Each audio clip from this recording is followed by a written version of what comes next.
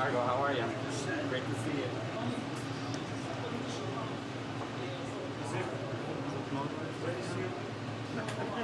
Pleasure to see you.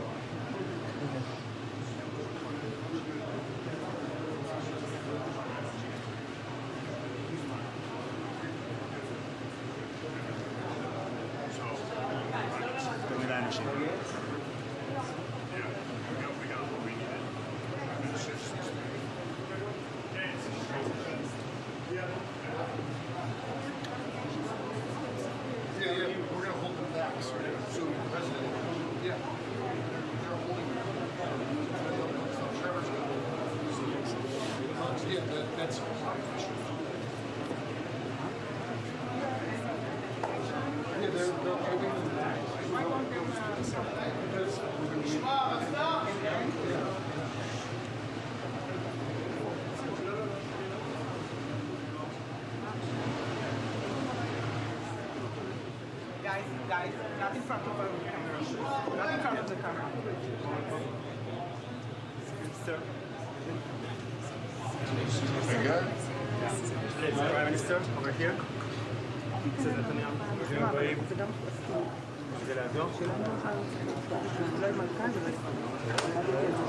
רגע, זה לא טוב. אפשר חצי צעד אחורה?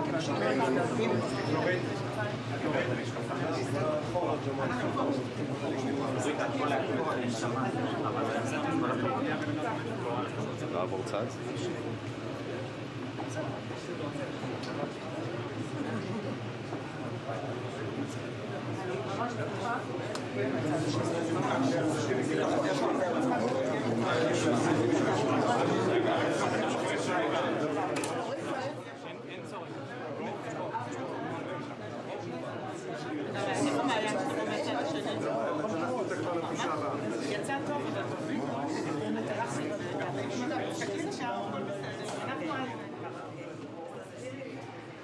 אמרתי, לא עם הגב.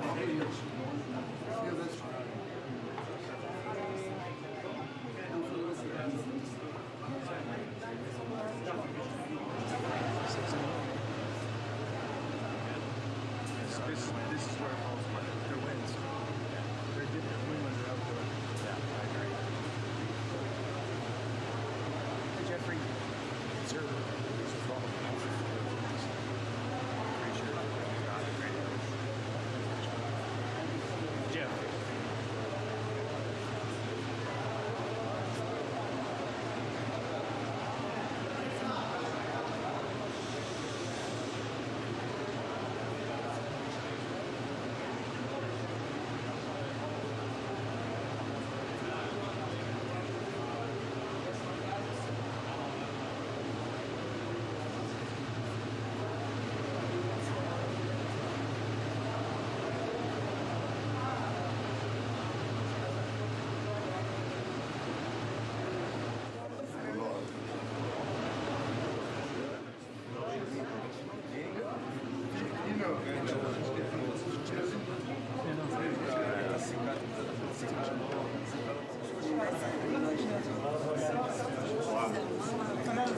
Everyone please coffee.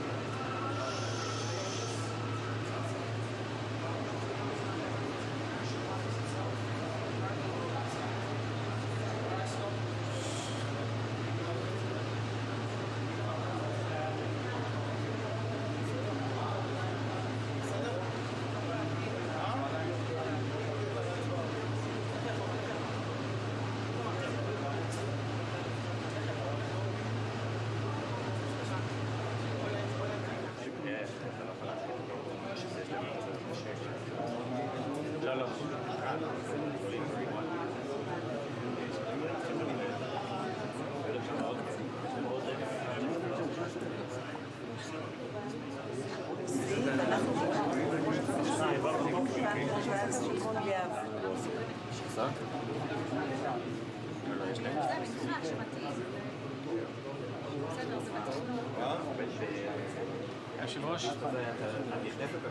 היושב-ראש, זה קצת יוצא מצד שני, לא, זה קצת שני, קצת שני.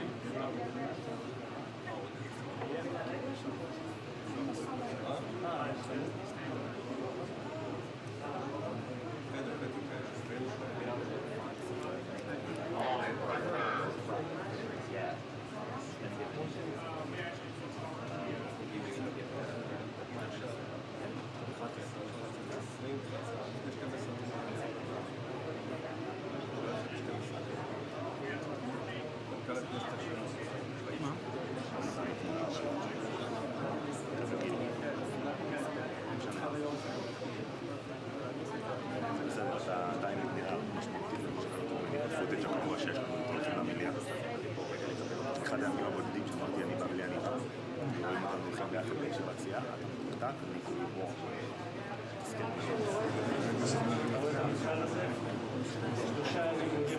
שלושה חודשים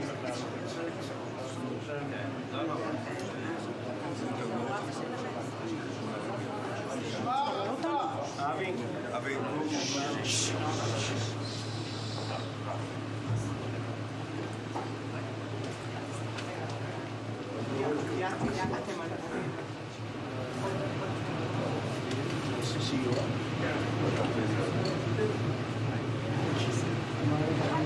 Yeah. Mr. President, Amir Khan, Speaker of the Knesset, my partner Alon, welcome to Jerusalem, welcome to the Knesset. We've been longing for this day. It's a great honor. Thank you. It's our honor and pleasure. Thank you very much. You guys know each other. We know each other.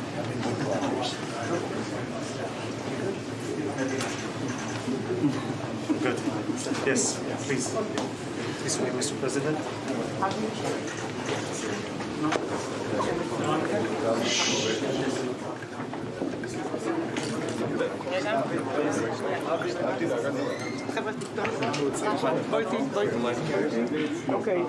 Okay, still. Video.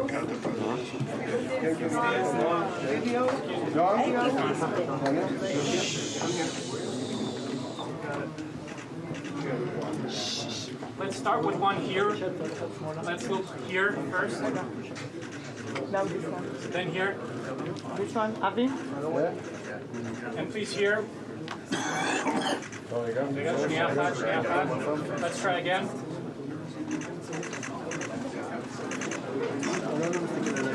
Alon. חבר'ה, אין לנו זמן, שתשת פה. Now here, please, to Avi, everyone. And White House photographer, please. Daniel? אוקיי, עכשיו על הספר. רגע, הראש מותיק. היום. להסתכל על הספר. להסתכל על הספר. נועם, טיפה את היד השם. כן? אתה בסדר?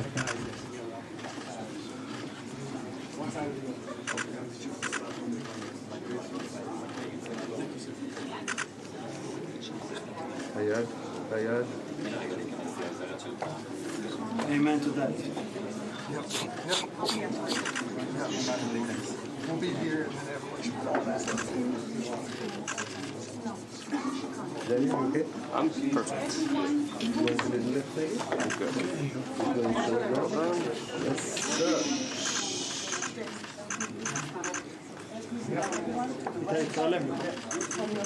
Amen to that, Mr. President. Thank you. לא נפול ידי. Come on.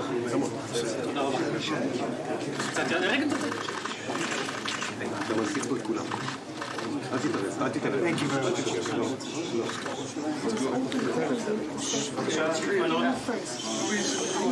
Move. I everyone move. Thank you. Sorry. You're all good. You come? Cameras.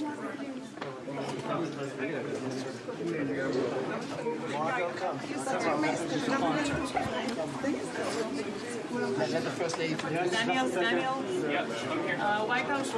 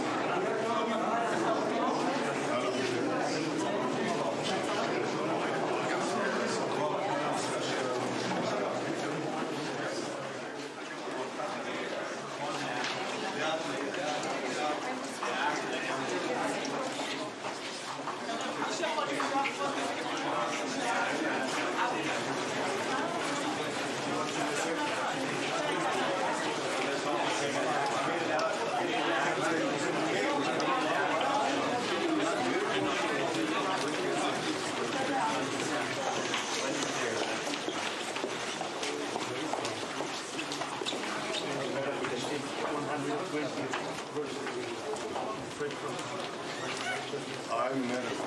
Yes, of course. Had a great summer.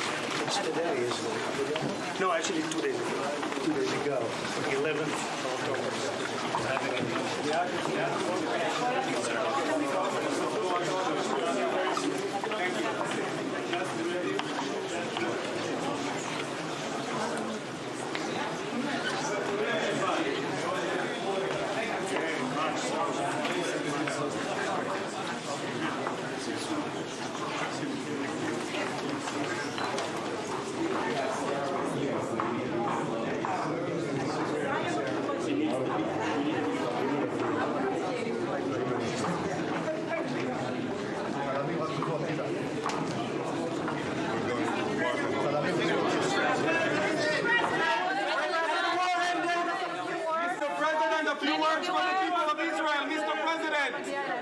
Mr. President, will Israel be able to renew the war if Hamas isn't disarmed? Mr. President, can we get a few words? Mr. President,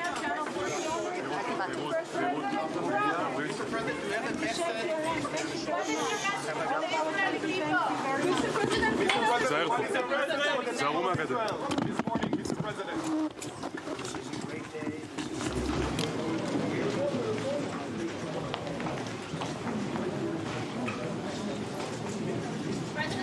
What would happen if Hamas does not comply with the... What would happen?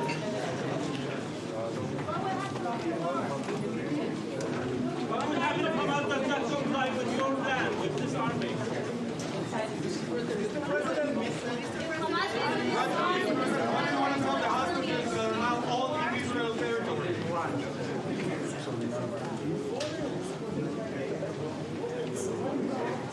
Mr. President, do you have any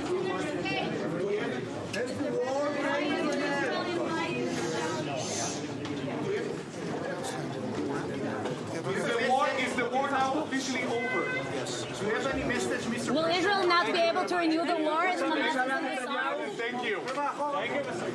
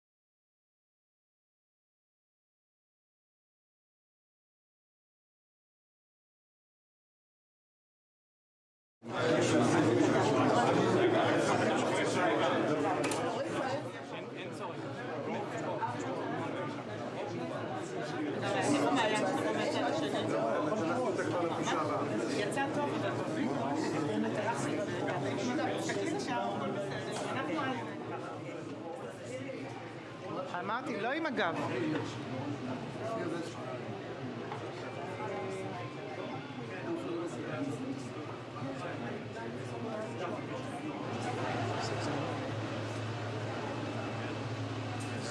This is where it falls apart. Their wins. They're different when they're out there. Yeah, I agree. Jeffrey, sir, this is all about pretty sure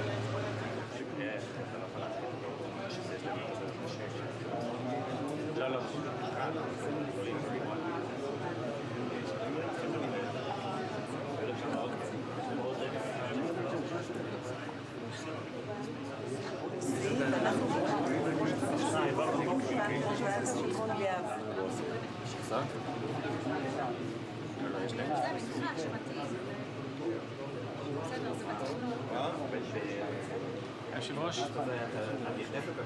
היושב-ראש, זה קצת יוצא מצד שני, לא, זה קצת שני, קצת שני.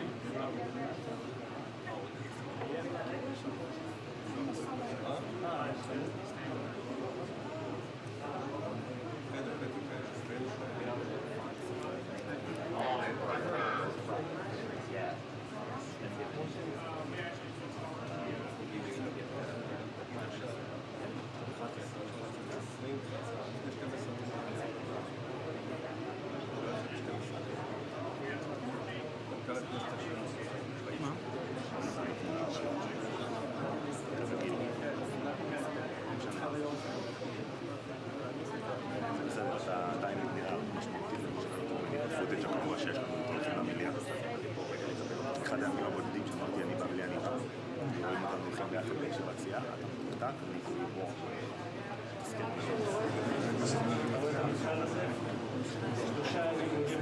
שלושה חודשים.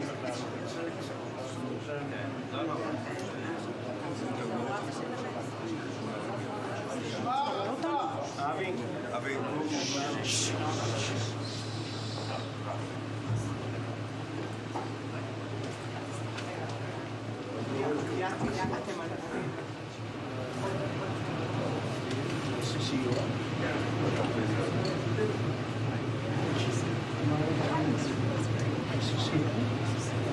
Mr. President, Speaker of the Knesset, my partner Alon.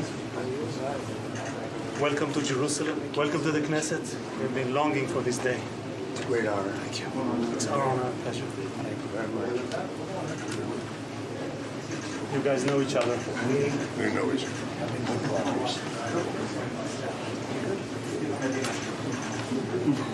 Good. Yes, please. This way, Mr. President.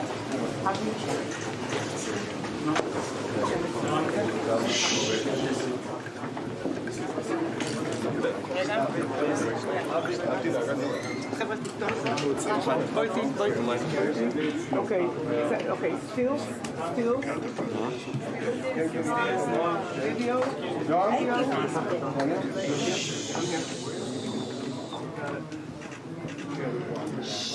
Let's start with one here. Let's look here first. Now this one. Then here. This one, Avi. And please here. שנייה אחת. Let's try again.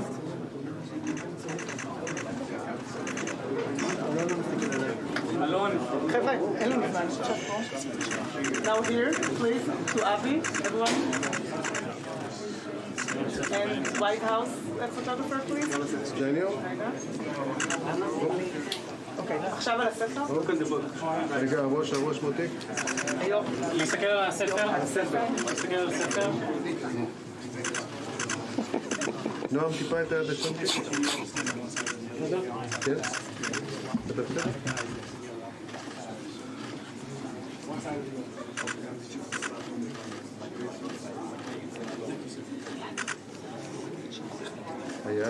היד. Amen to that. We'll be here and then everyone should fall back. Danny, you okay? I'm perfect. You want to do the left leg? I'm good. Yes, sir.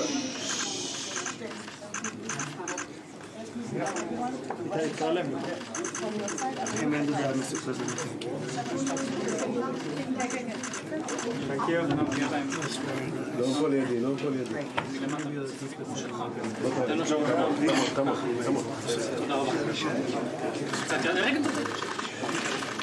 אתה מלחיץ פה את כולם.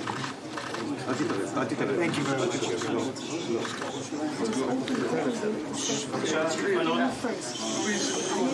Move this way. I everyone move. Thank you. Sorry. You're all good. You come? Cameras. Come.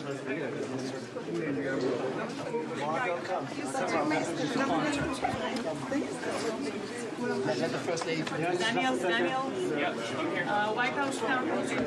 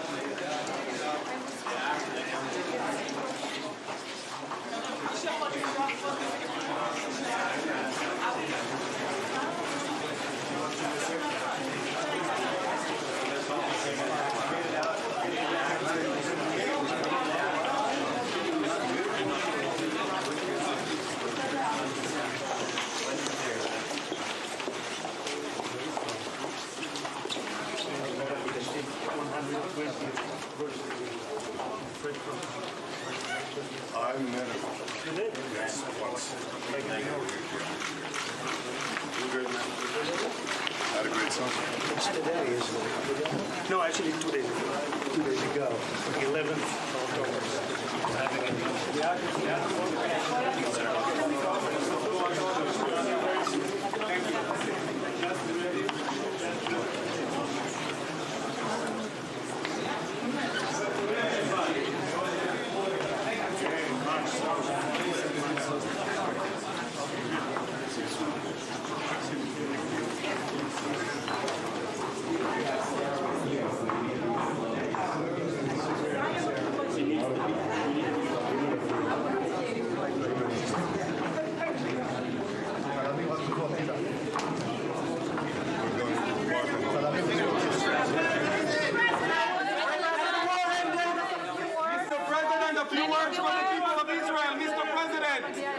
Mr. President, will Israel be able to renew the war if Hamas isn't disarmed?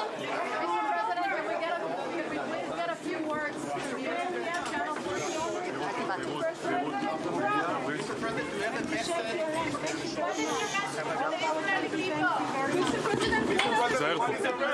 זהו מהגדר.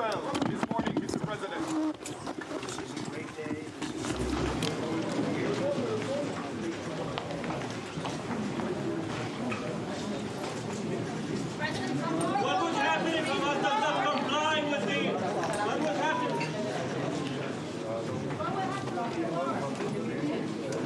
What would happen if Hamas does not comply with your plan, with this army?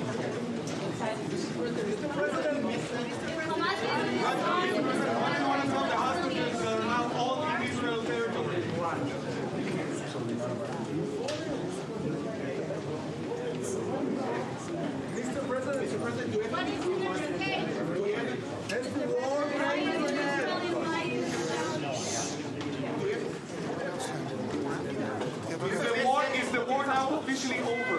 Yes. Do you have any message, Mr. Will Israel not be able to renew the war if Hamas isn't disarmed? Thank you.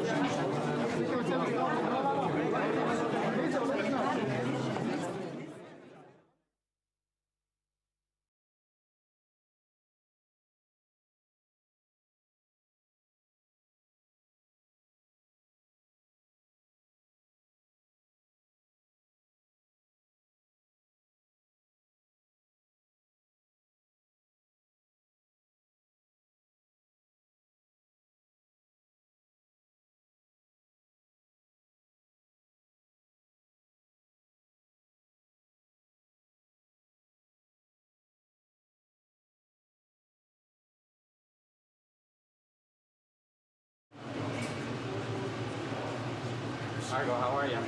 Great to see you.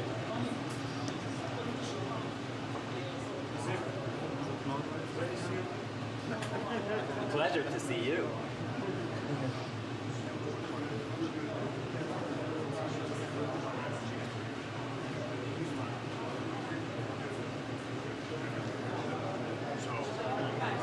יותר מדי אנשים.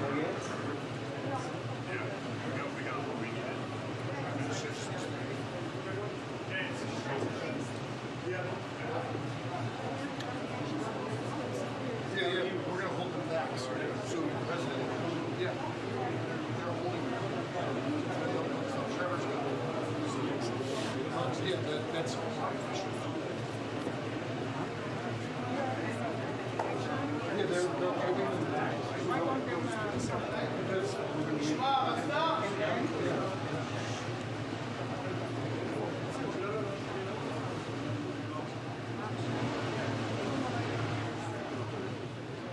Guys, not in front of the camera. Not in front of the camera.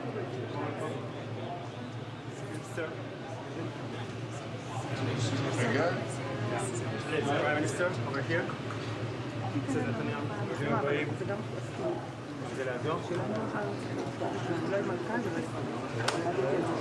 רגע, זה לא טוב. אפשר חצי צעד אחורה?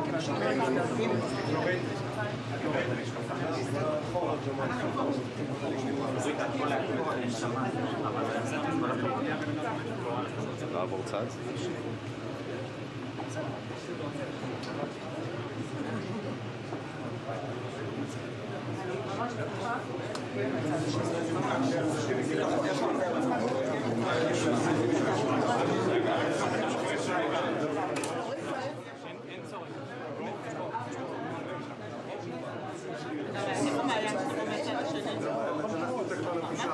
יצא טוב,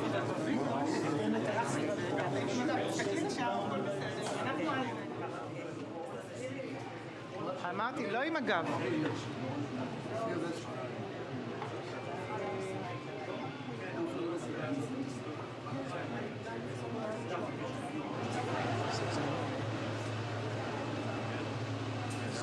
this is where it falls apart. Their wins. They're different win when they're outdoor. Yeah, I agree. Jeffrey, sir, this is all.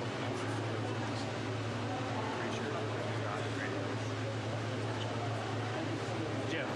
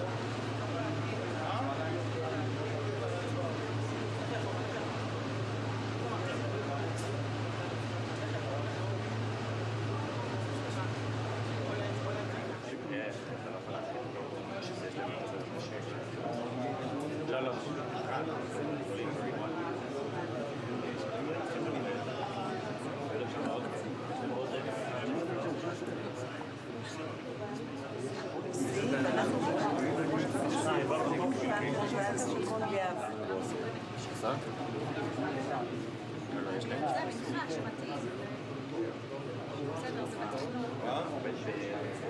היושב-ראש, היושב-ראש, זה קצת יוצא מצד שני, לא, זה קצת שני, קצת שני.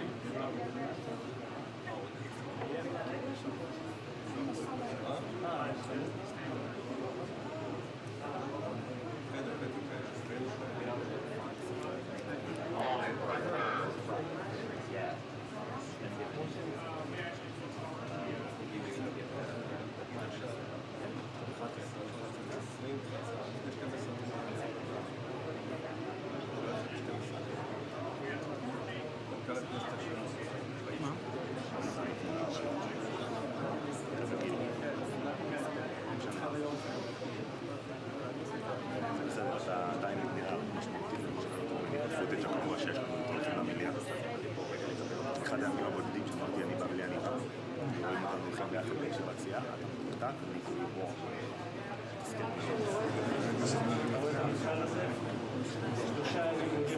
שלושה חודשים.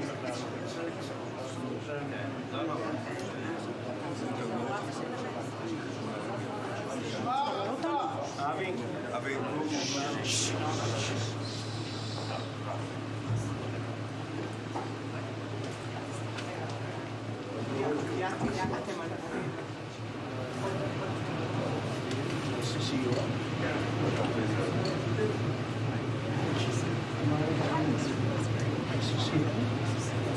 Mr. President, Speaker of the Knesset, my partner Alon, welcome to Jerusalem, welcome to the Knesset. We've been longing for this day. It's a great honor. Thank you. It's our honor and pleasure. Thank you very much. You guys know each other. We know each other.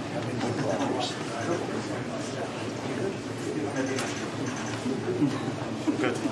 Yes, please. This way, Mr. President.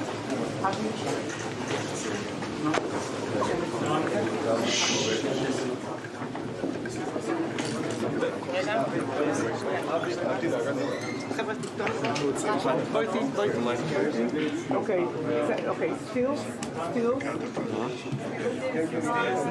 Video.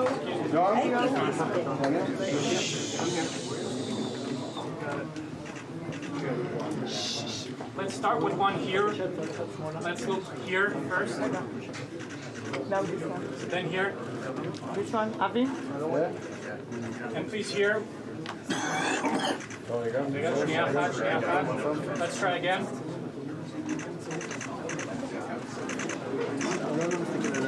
Alon. חבר'ה, אין לנו זמן. Now here, please, to Avi, everyone. And White House photographer, please. Daniel? אוקיי, עכשיו על הספר. רגע, הראש מותיק. להסתכל על הספר. להסתכל על הספר. נועם, טיפה את היד השם. כן? אתה בסדר?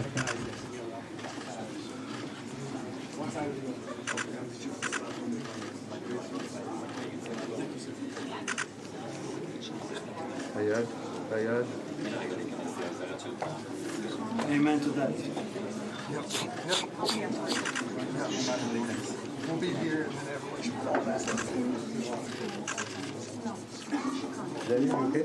I'm perfect. You want to the left leg? I'm good. Yes, sir.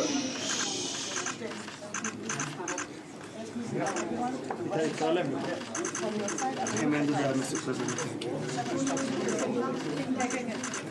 Thank you. לא נפול לידי. Come on.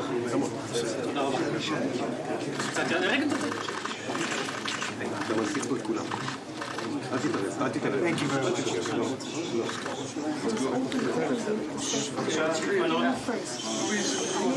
Move.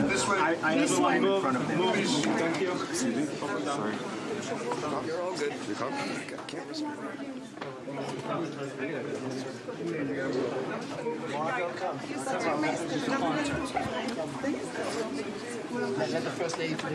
Daniel, White House town.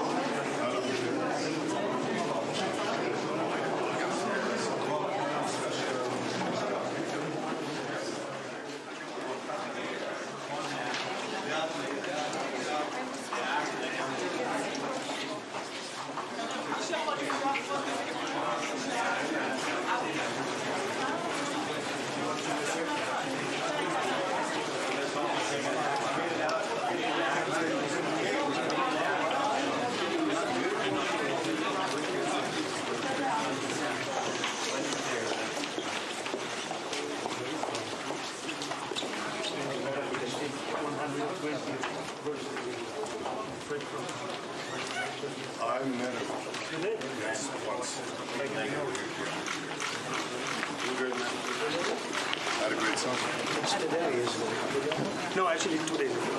2 days ago, the 11th of October.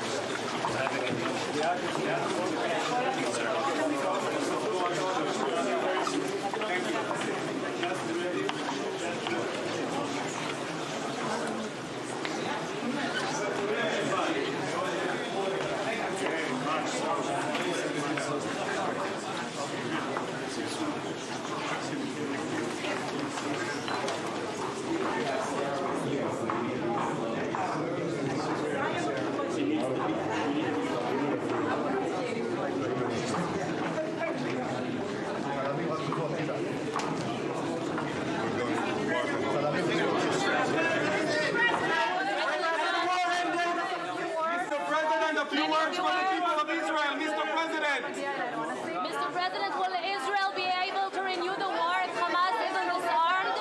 Mr. President, can we please get a few words from you?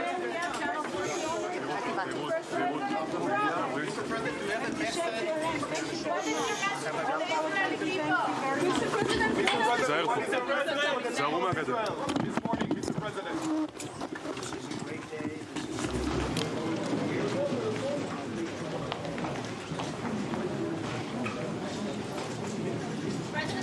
What would happen if Hamas does not comply with the... What would happen?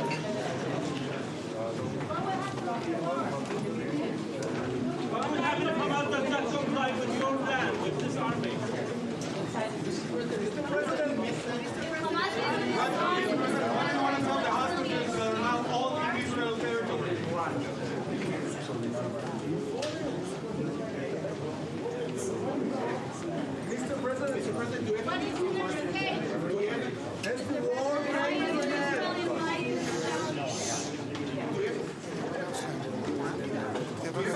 Is the war now officially over? Yes. Do you have any message, Mr. Will Israel not be able to renew the war if Hamas isn't disarmed? Thank you.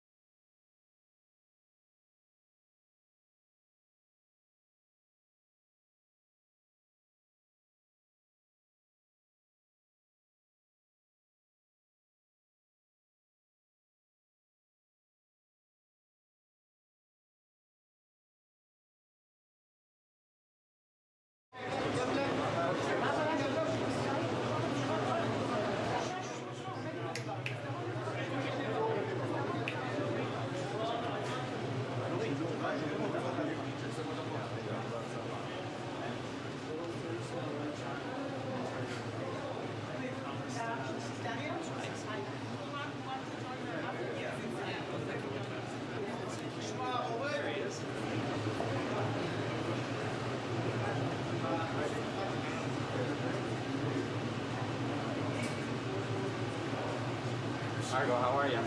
Great to see you.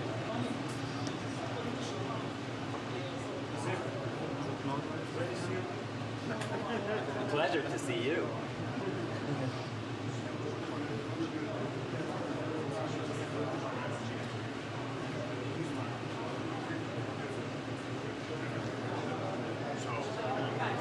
יותר מדי אנשים.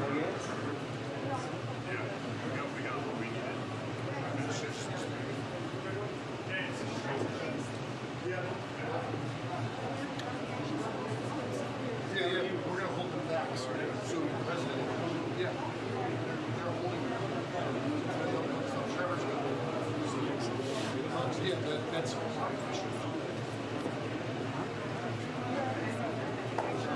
they're holding them back.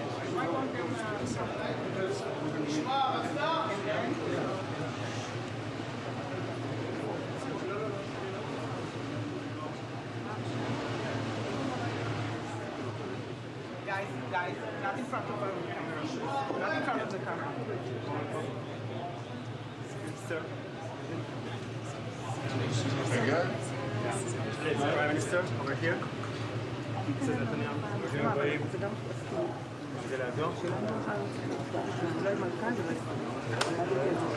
רגע, זה לא טוב.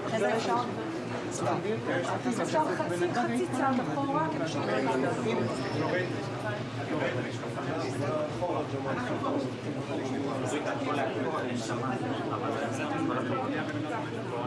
לעבור צד.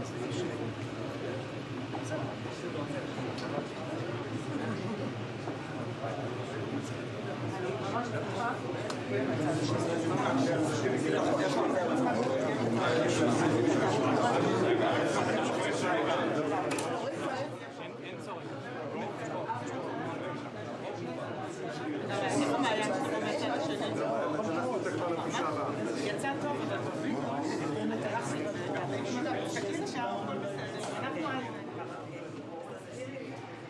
אמרתי, לא עם הגב.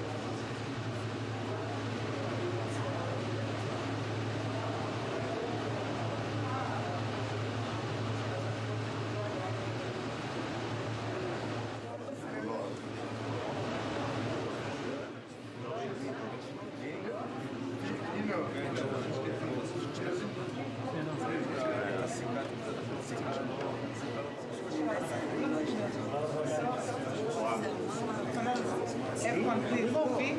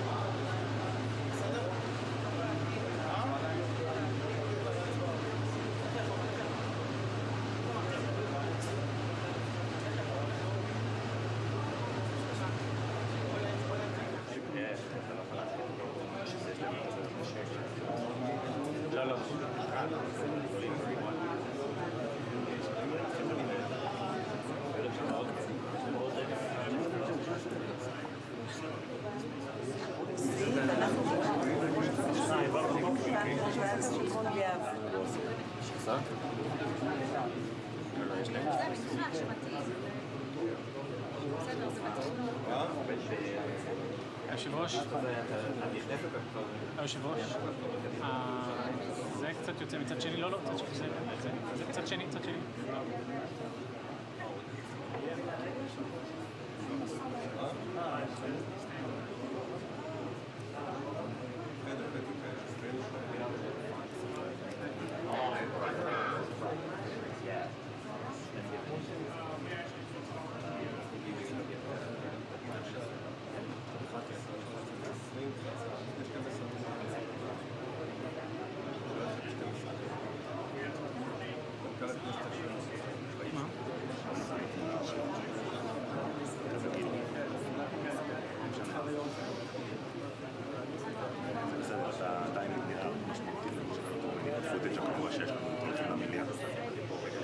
אחד הימים הבודדים שאמרתי, אני בא בלי אני בא. רואים אותנו הולכים ביחד בישיבת סיעה, אתה מוקטק, אני כאילו בוא.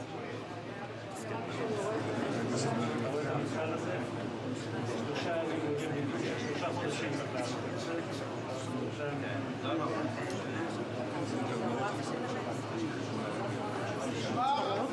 אבי.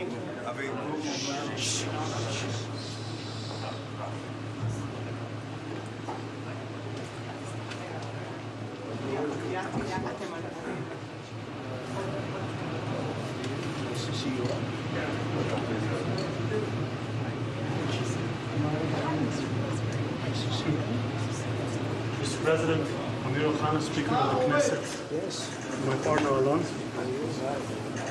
Welcome to Jerusalem. Welcome to the Knesset. We've been longing for this day. It's a great honor. Thank you. It's our honor and pleasure. Thank you very much. You guys know each other. We know each other.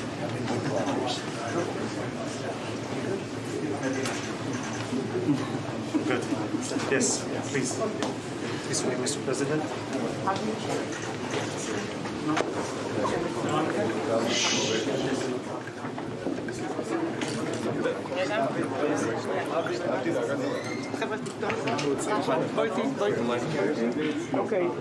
Okay, still. Video.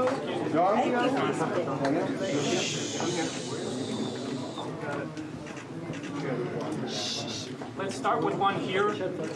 Let's look here first. Now this one. Then here. This one, Avi? And please here. Let's try again.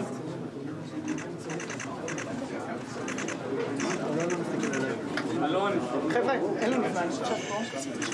Now here, please, to Avi, everyone. And White House photographer, please. Daniel? אוקיי, עכשיו על הספר? רגע, הראש מותק. להסתכל על הספר. להסתכל על הספר. נועם, טיפה את היד לשם. כן? אתה בסדר?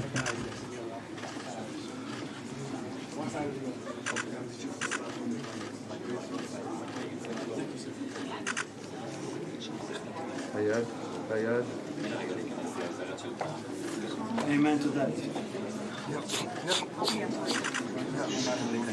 We'll be here and then everyone should fall back. Danny, you okay? I'm perfect. You want to lift maybe? I'm good. Yes, sir.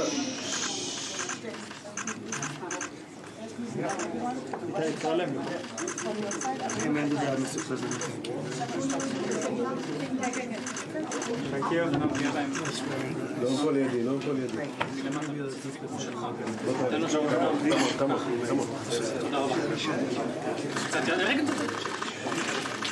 אתה מזכיר פה את כולם. אל תיכנס. Thank you very much.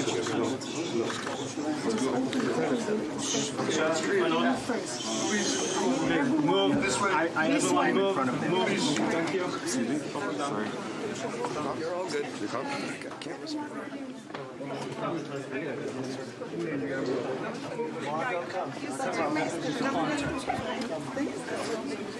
Let the first lady. Daniel, White House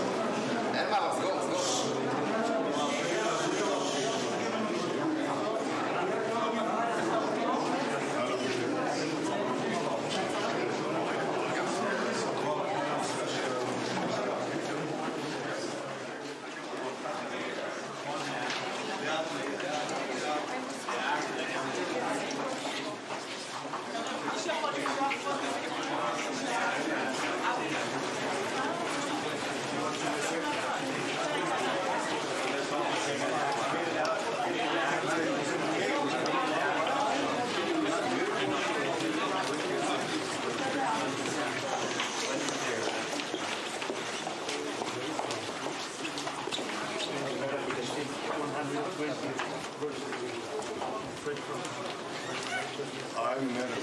You did? Yes, once. You good, man? Had a great summer. Today is no, actually 2 days ago. 2 days ago, 11th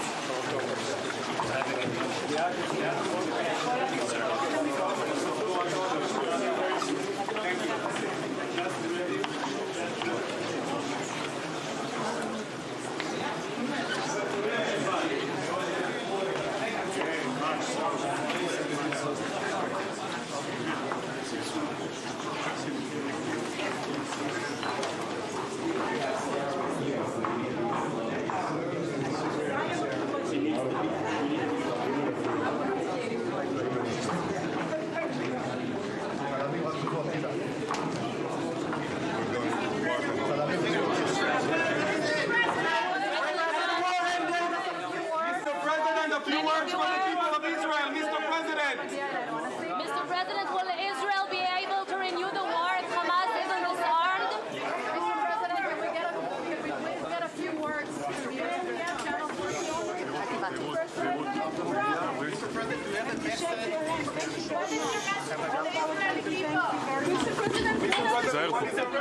תיזהרו מהגדר.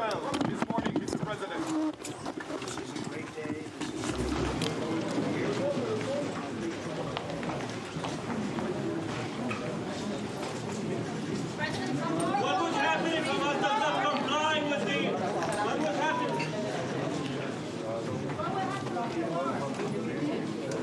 What would happen if Hamas does not comply with your plan, with this army?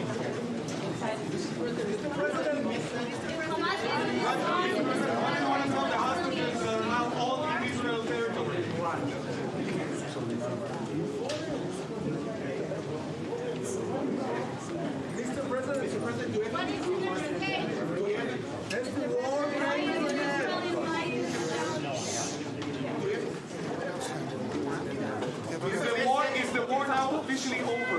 Yes. Do you have any message, Mr. Will Israel not be able to renew the war if Hamas isn't disarmed? Thank you.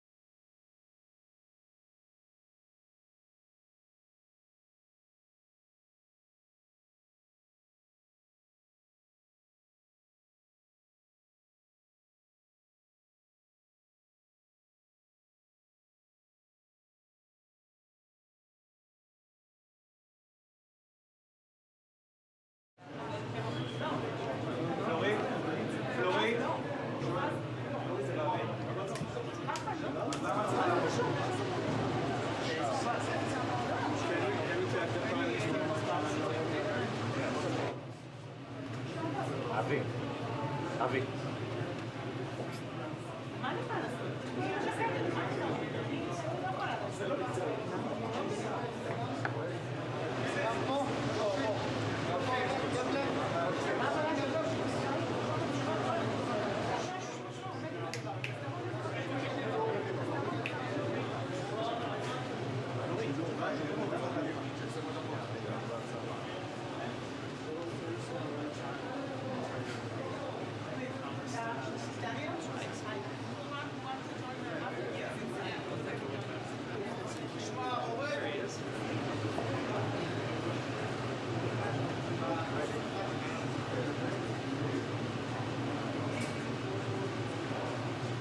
Margo, how are you? Great to see you.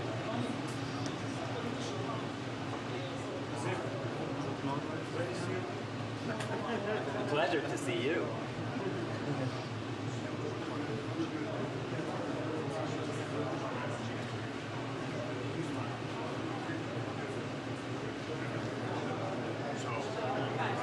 יותר מדי אנשים.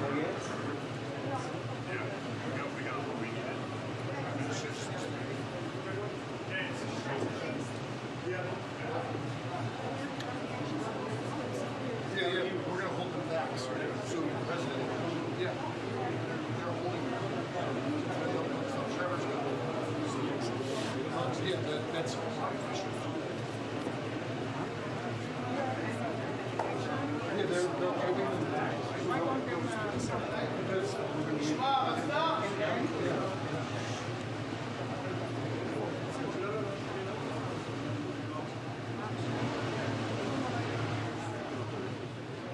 Guys, not in front of the camera. Not in front of the camera. Sir. Very good. Prime Minister, over here.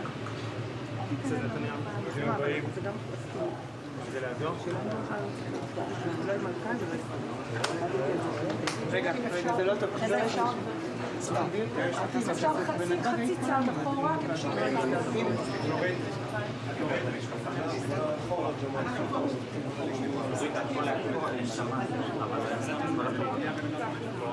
לעבור צד.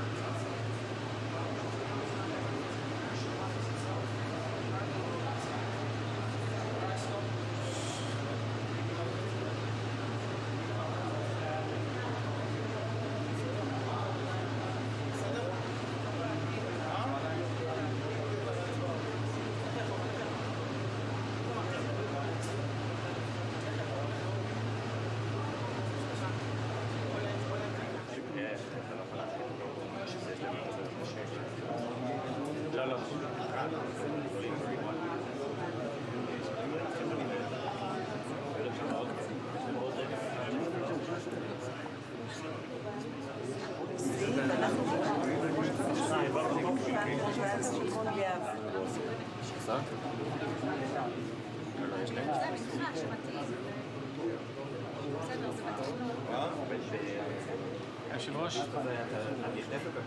היושב-ראש, זה קצת יוצא מצד שני, לא, זה קצת שני, קצת שני.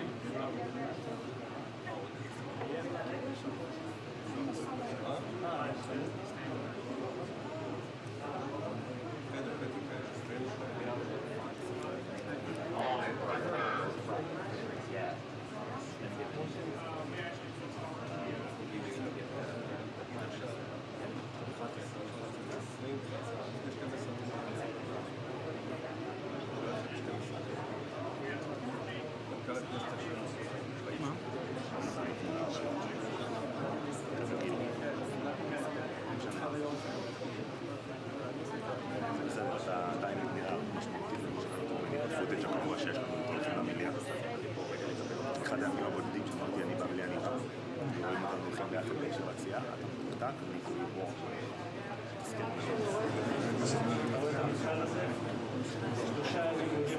שלושה חודשים.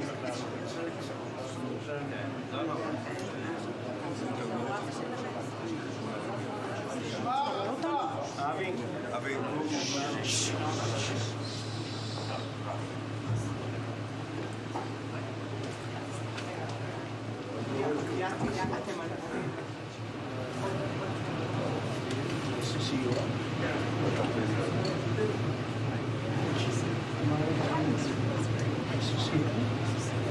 Mr. President, Marwan, Speaker of the Knesset, my partner Alon. Welcome to Jerusalem. Welcome to the Knesset. We've been longing for this day. It's a great honor. Thank you. It's our honor, pleasure. Thank you very much. You guys know each other. We know each other.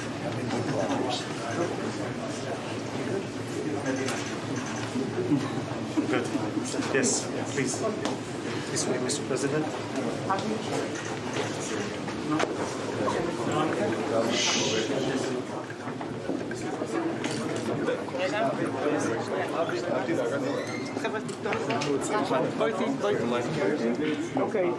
Okay, still. Video.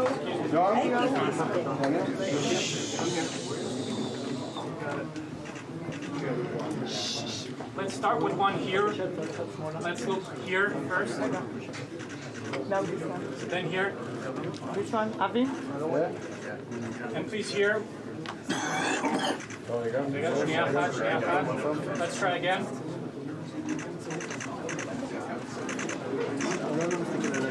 Alon. חבר'ה, אין לנו זמן, עכשיו פה. Now here, please, to Avi, everyone. And White House photographer, please. Daniel? אוקיי, עכשיו על הספר. רגע, הראש מותיק. להסתכל על הספר. להסתכל על הספר. נועם, טיפה את היד השם. כן? אתה בסדר?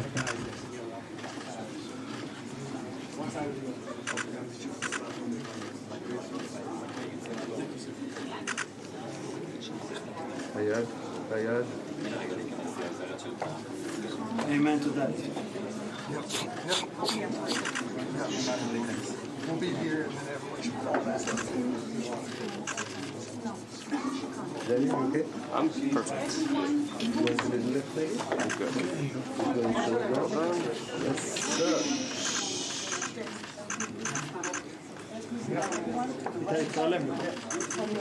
Amen to that, Mr. President. Thank you.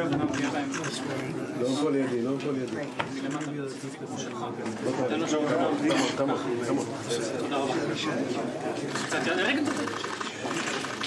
אתה מסיק פה את כולם. אל תתערב. Thank you very much.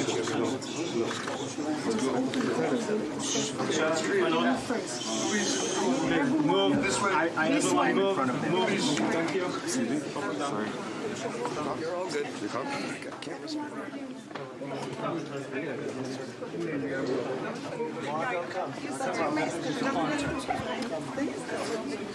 Let the first lady. Daniel.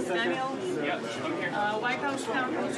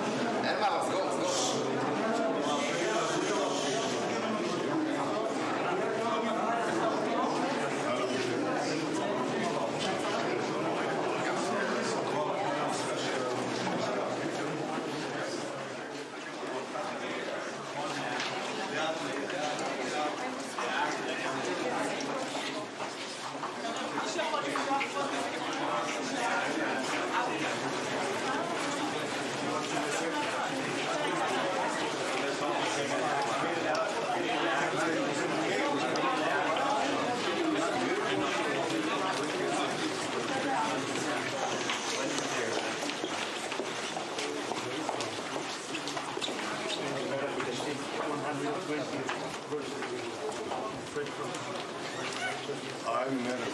You did? Yes, once.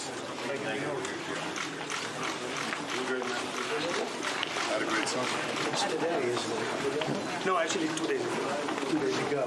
11th of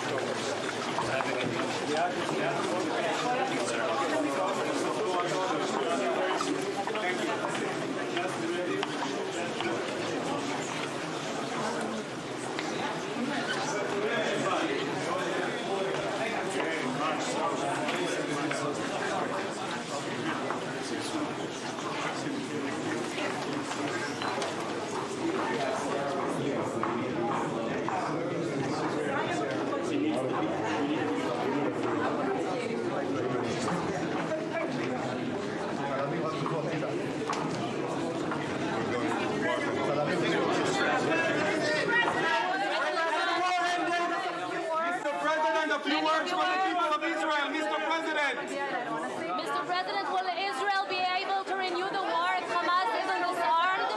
Mr. President, can we get a few words?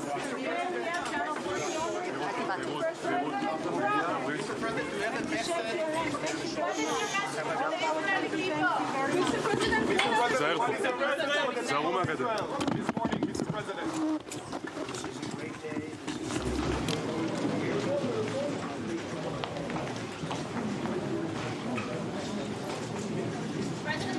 What would happen if Hamas does not comply with the... What would happen?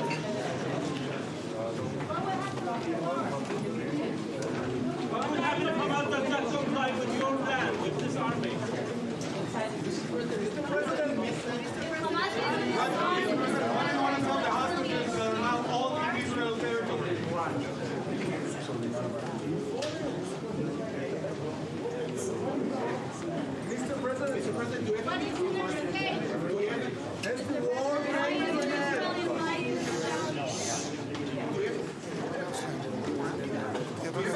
Is the war now officially over?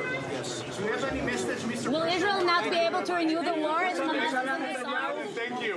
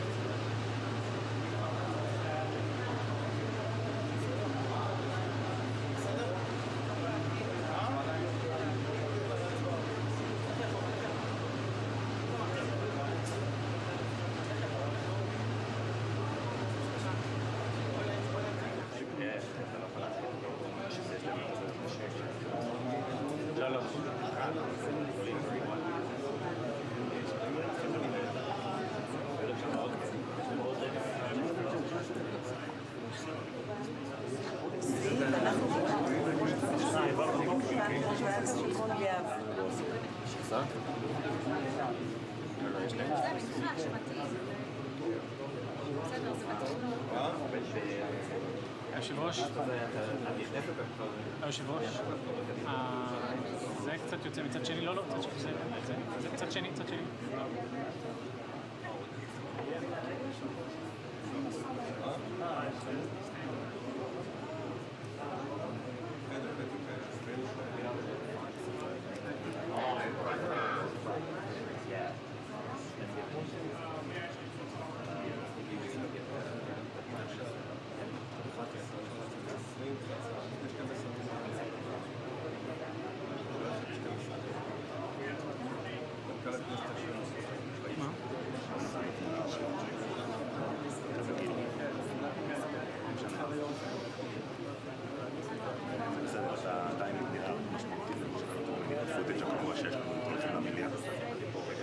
אחד הימים הבודדים שאמרתי אני במליאה אני בא. רואים אותנו הולכים ביחד בישיבת סיעה, אתה מוקטק, אני קוראים בו.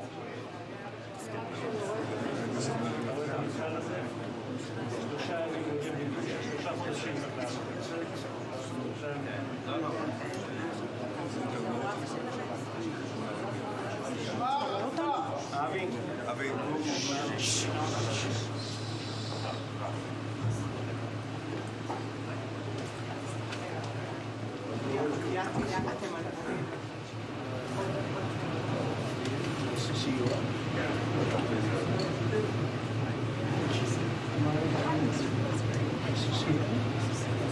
Mr. President, Marwan, Speaker of the Knesset, my partner Alon. Welcome to Jerusalem. Welcome to the Knesset. We've been longing for this day. It's a great honor. Thank you. It's our honor and pleasure. Thank you very much. You guys know each other. We know each other.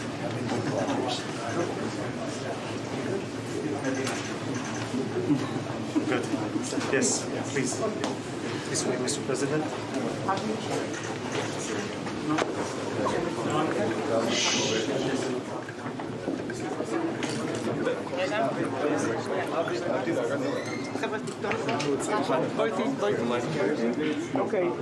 Okay, still.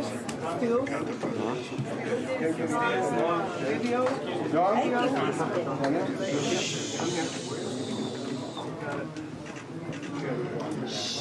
Let's start with one here.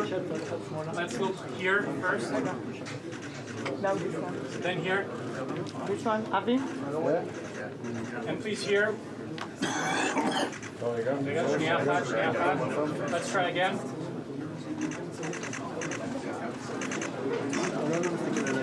Alon. חבר'ה, אין לנו זמן, שתשת פה. Now here, please, to Avi, everyone. And White House photographer, please. Daniel? אוקיי, עכשיו על הספר. רגע, הראש מותיק. להסתכל על הספר. להסתכל על הספר.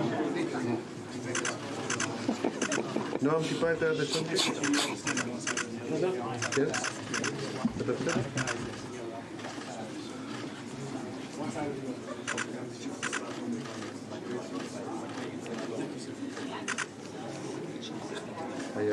היד. Amen to that. We'll be here and then everyone should call back. Daniel, you okay? I'm perfect. You want to the left leg? I'm good. Going short now? Yes, sir.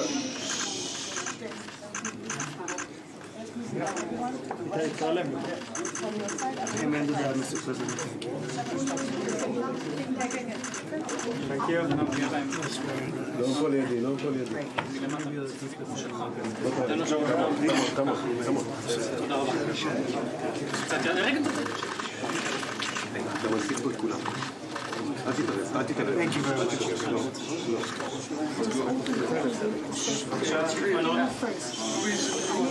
Move. I everyone move. Thank you. Sorry. You're all good. You come?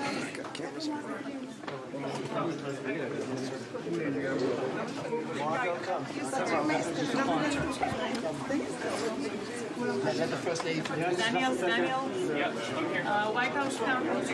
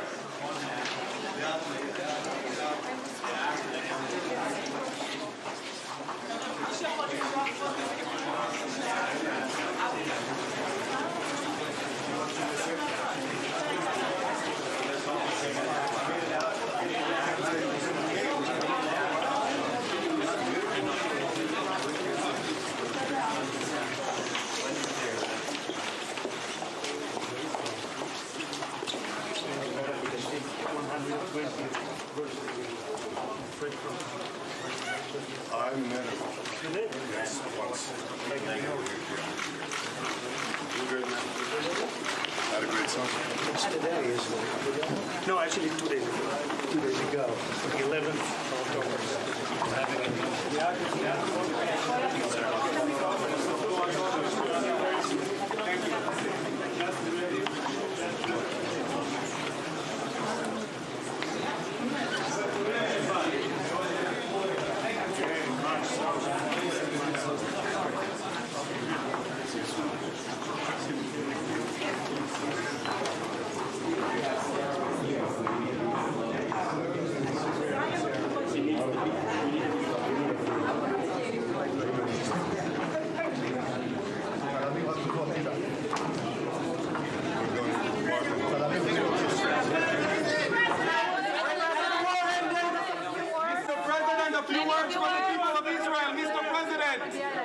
Mr. President, will Israel be able to renew the war if Hamas isn't disarmed?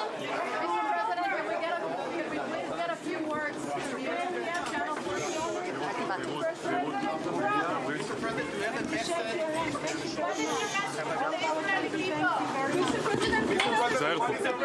תיזהרו מהגדר. Mr. President.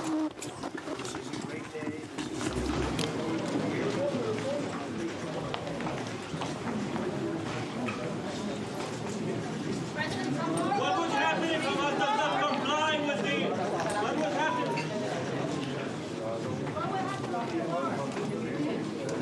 What would happen if Hamas does not comply with your plan, with this army?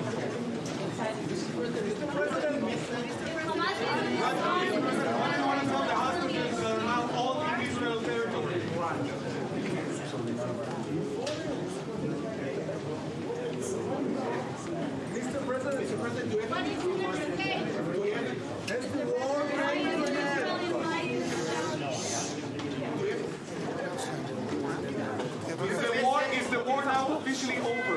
Yes. Do you have any message, Mr. Will Israel not be able to renew the war if Hamas isn't disarmed? Thank you.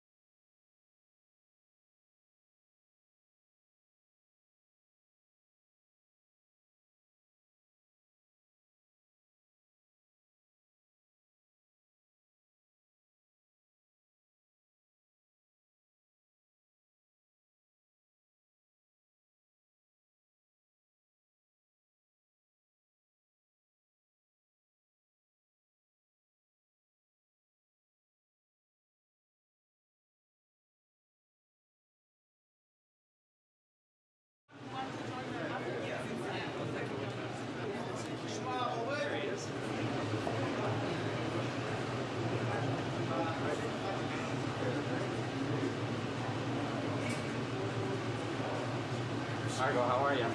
Great to see you.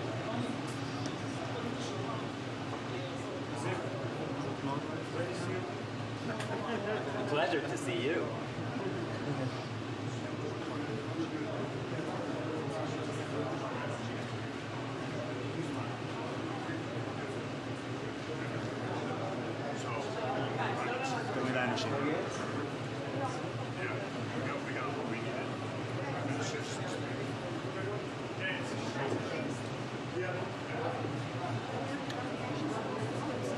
Yeah, we're going to hold them back. So the president, they're holding them. Trevor's going to that's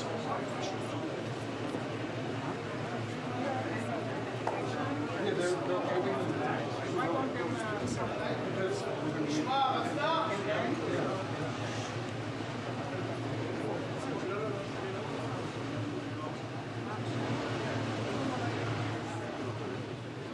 Guys, not in front of the camera. Not in front of the camera. Sir. Prime Minister, over here.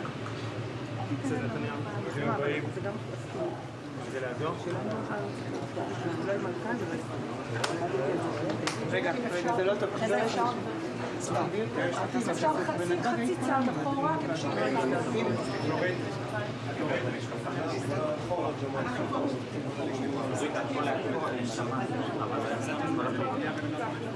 כדי לעבור צד.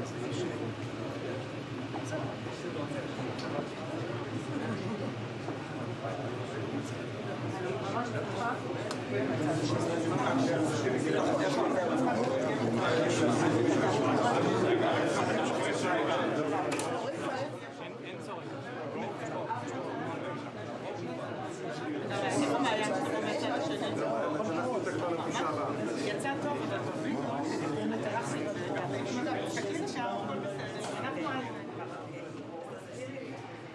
אמרתי, לא עם הגב.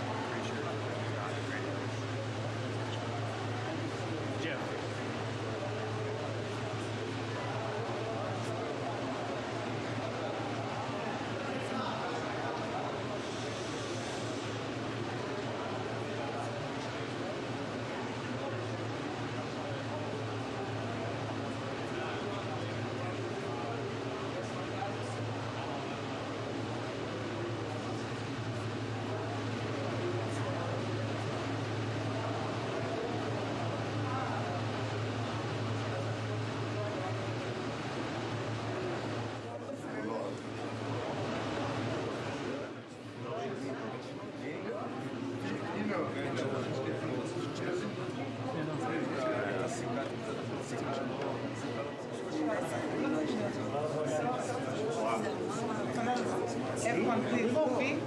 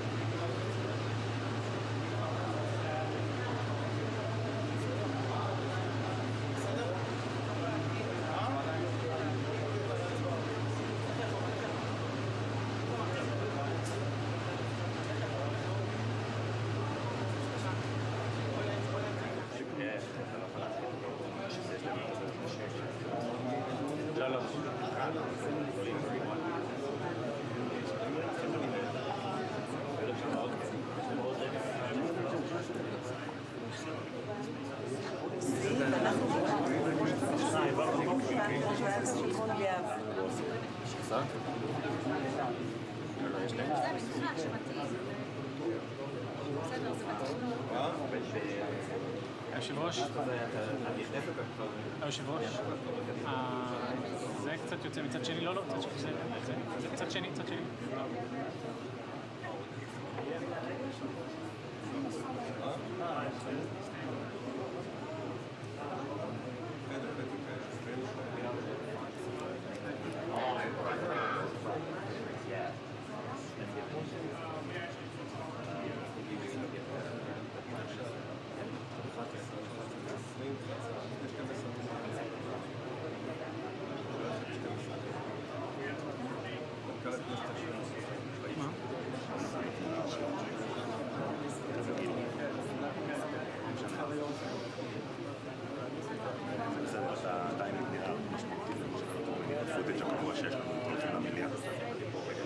אחד הימים הבודדים שאמרתי, אני במליאה נראה, רואים אותנו הולכים ביחד בישיבת סיעה, אתה מפותק, אני קוראים בו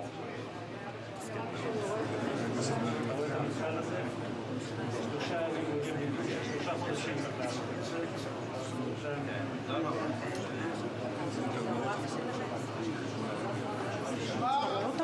אבי.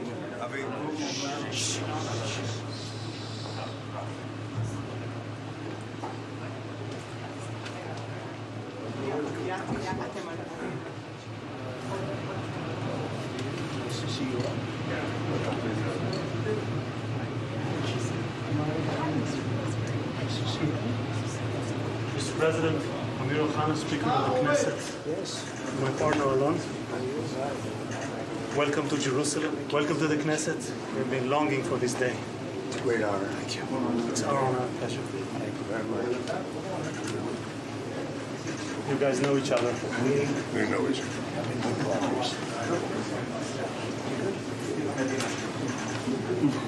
Good. Yes, please. This way, Mr. President.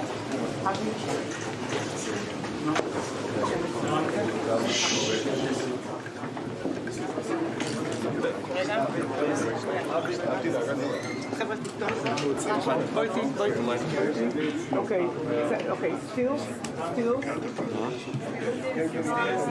Video.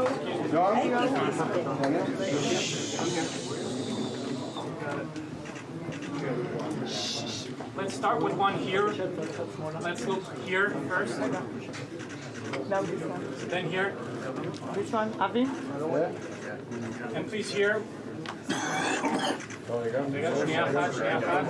Let's try again.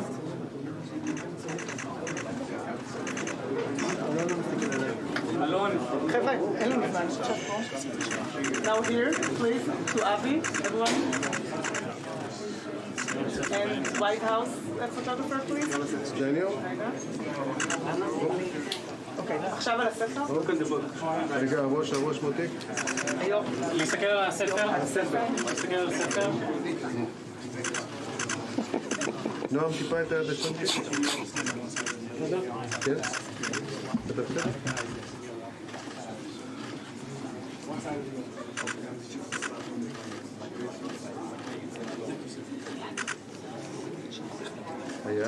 היד. Amen to that. We'll be here and then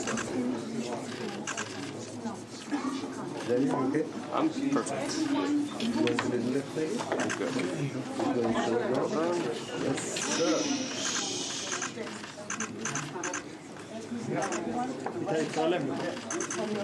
Amen to that, Mr. President. Thank you. לא כל ידי.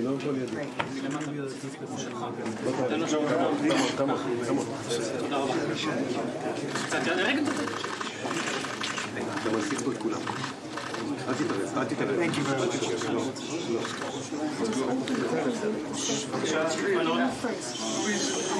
Move this way. I have a line in front of him.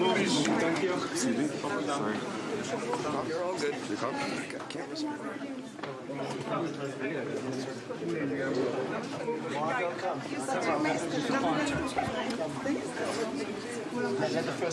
Daniel, White House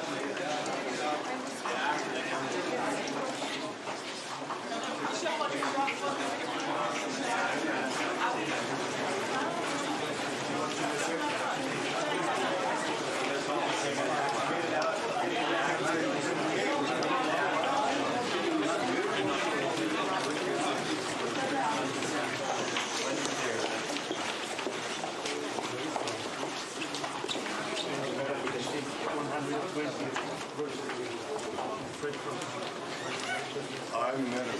You did? Yes, once. Had a great summer. Today is no, actually 2 days ago. 2 days ago, 11th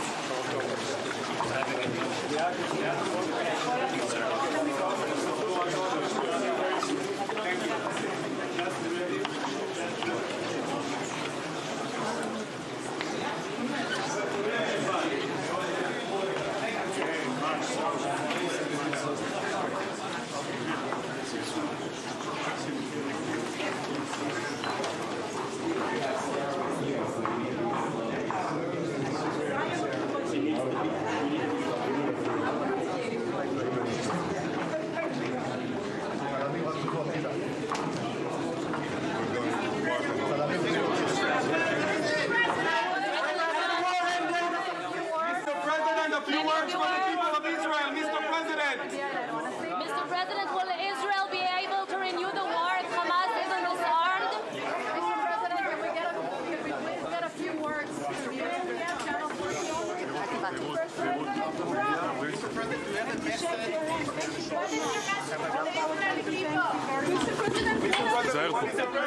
תיזהרו מהגדר.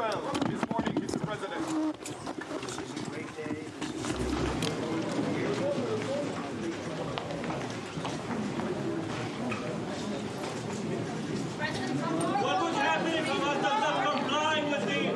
What would happen?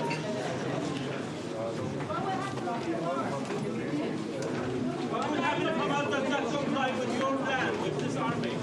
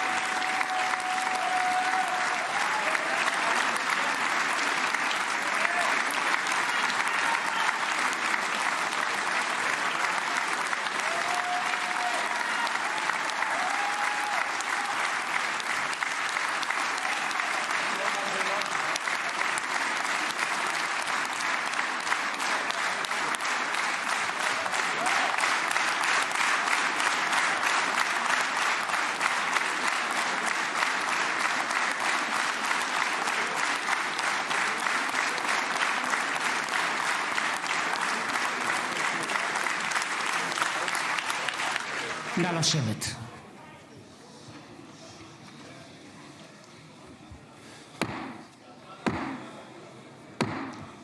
חברות וחברי הכנסת, היום יום שני, כ"א בתשרי התשפ"ו, 13 באוקטובר 2025, ואני מתכבד לפתוח את הישיבה המיוחדת של הכנסת לכבוד נשיא ארצות הברית של אמריקה, מר דונלד ג'יי טראמפ.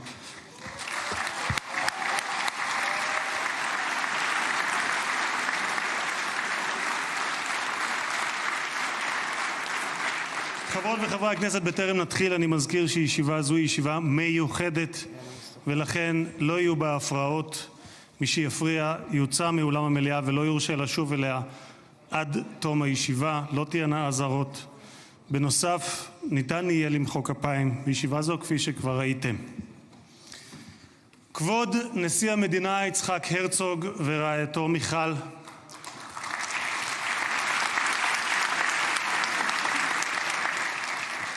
כבוד ראש הממשלה בנימין נתניהו ורעייתו שרה,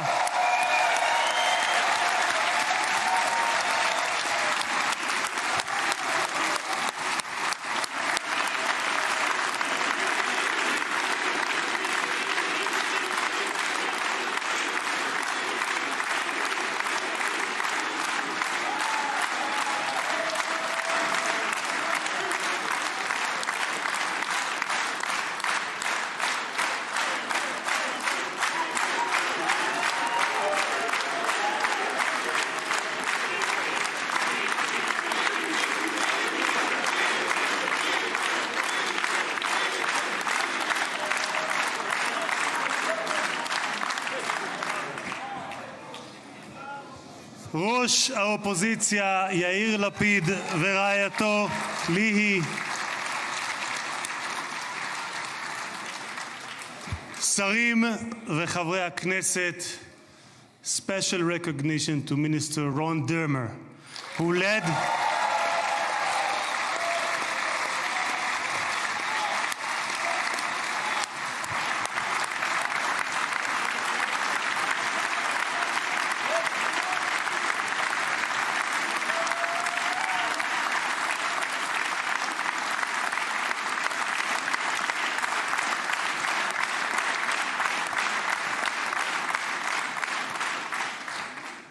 special recognition to Minister Ron Dermer, who led the negotiation team on behalf of Israel. Thank you, Ron. Secretary of State Marco Rubio,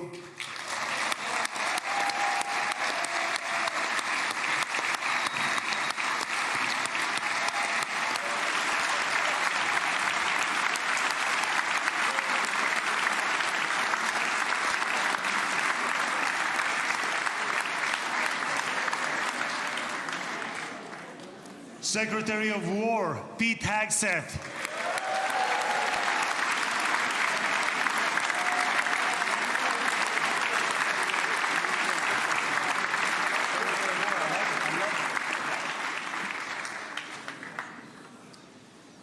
Chairman of the Joint Chiefs of Staff General Dan Kane,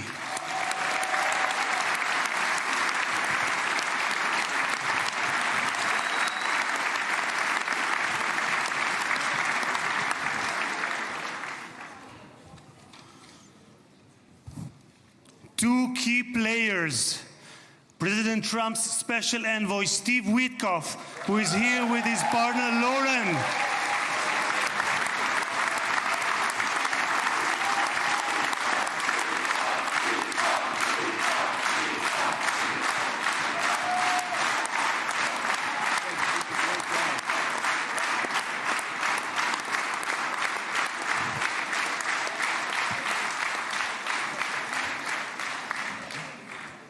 and Jared Kushner, who is here with his wife Ivanka.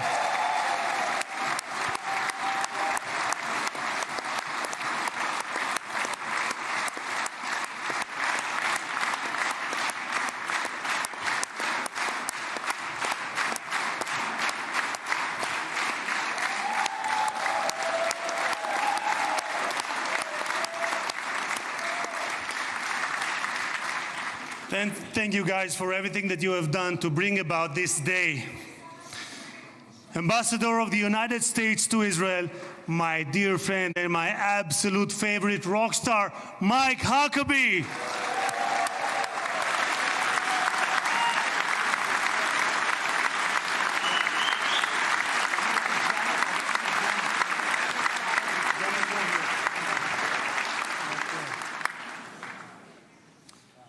שגריר ישראל בארצות הברית, יחיאל לייטר.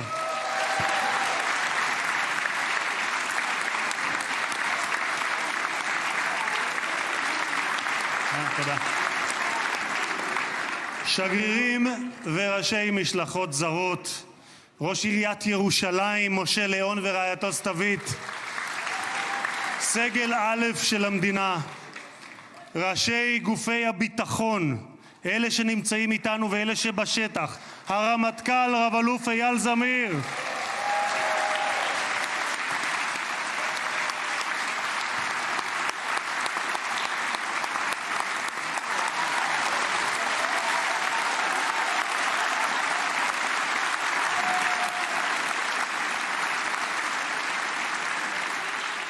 המפכ"ל רב ניצב דניאל לוי,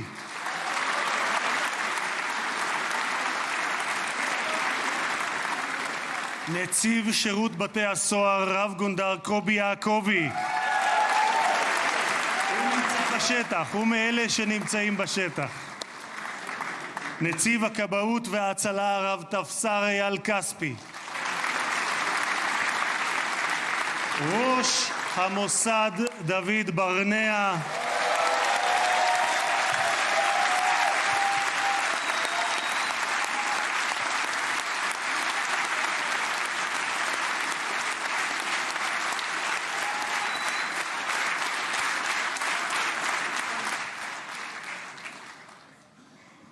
ראש שירות הביטחון הכללי, האלוף במילואים דוד זיני, בהצלחה.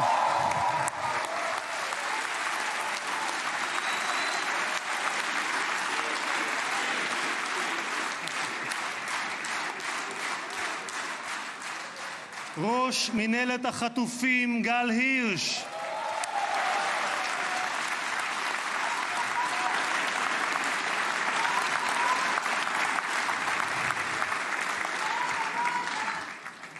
ראשי ערים וראשי רשויות מקומיות, מנכ"ל הכנסת שהרים ב3 ימים ביקור שדרושים לו 3 חודשים לפחות, משה צ'יקו אדרי,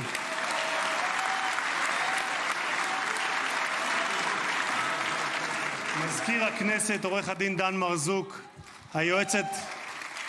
היועצת המשפטית לכנסת עורכת הדין שגית אפיק,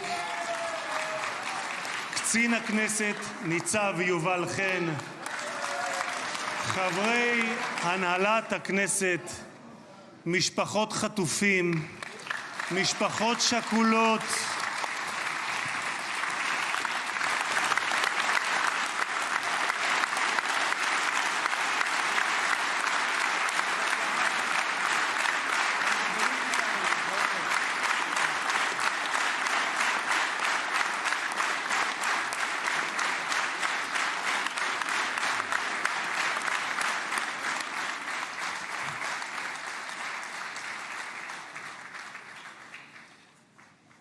סגל א' של המדינה, מכובדים מהארץ ומהעולם, ואני פותר בזאת את הדוברים הבאים מאזכור כל המכובדים.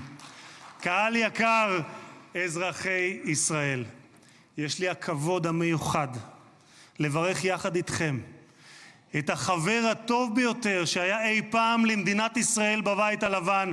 ברוך הבא לישראל, ברוך הבא לירושלים, ברוך הבא לכנסת, הנשיא דונלד ג'יי טראמפ.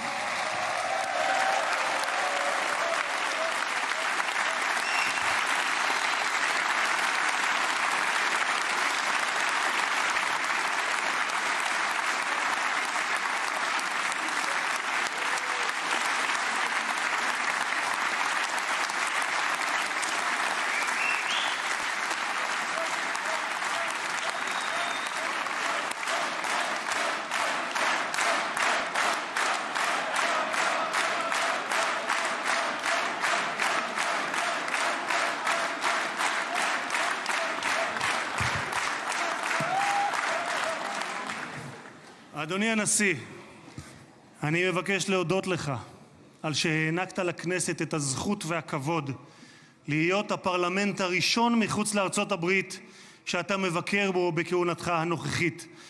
במסורת היהודית נהוג לברך ברגעים ייחודיים שכאלה, ברוך שנתן מכבודו לבשר ודם. תודה לך, הנשיא טראמפ.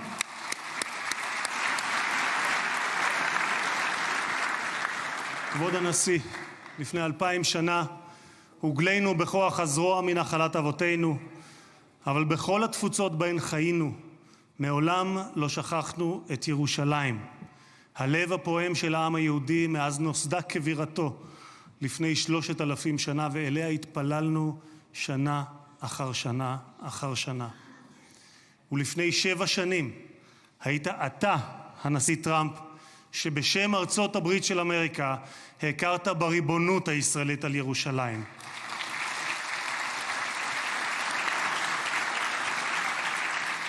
אתה מימשת הבטחה שנשיאים רבים לפניך הבטיחו, אבל רק אתה קיימת. העברת את השגרירות האמריקאית לירושלים השלמה והמאוחדת. תודה לך, הנשיא טראמפ.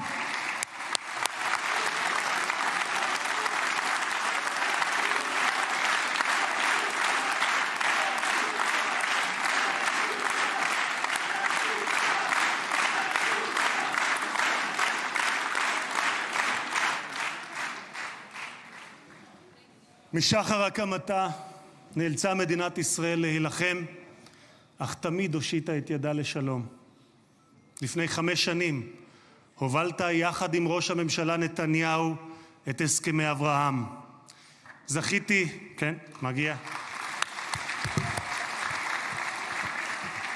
זכיתי לכהן בממשלה שחתמה עליהם, ולימים הם היו בעלי משמעות רבה עבורי גם ברמה האישית.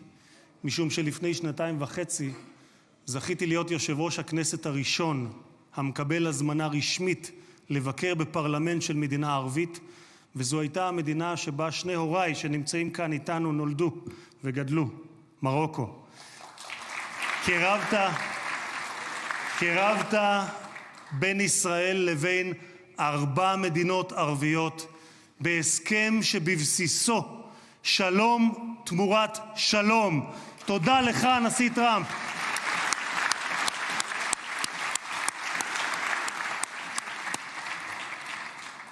הרבה לפני כהונתך הראשונה, כבר ב-2011, זיהית את הסכנה שבאיראן גרעינית וכתבת, ואני אומר זאת בשפת המקור ברשותכם.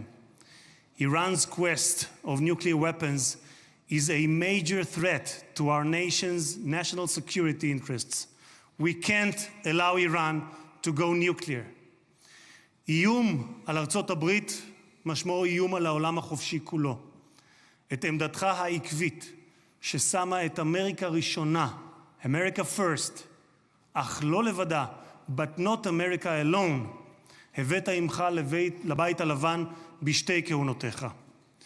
לפני 4 חודשים, לאחר שראש הממשלה נתניהו פתח במבצע עם כלביא, הורית על המבצע פטיש חצות, Midnight Hammer, פעולה אמיצה שלא הייתה כמותה עד שאתה הגעת.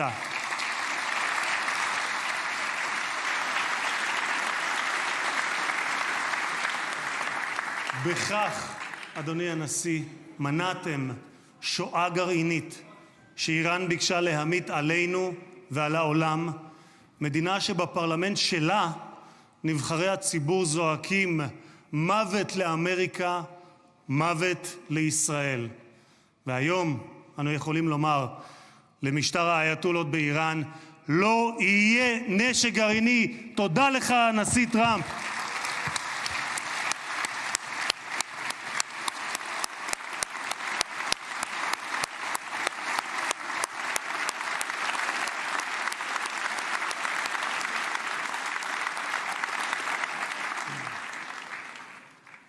כבוד הנשיא, היום העם היהודי מציין את סיום חג הסוכות, ומחר נציין את שמחת תורה.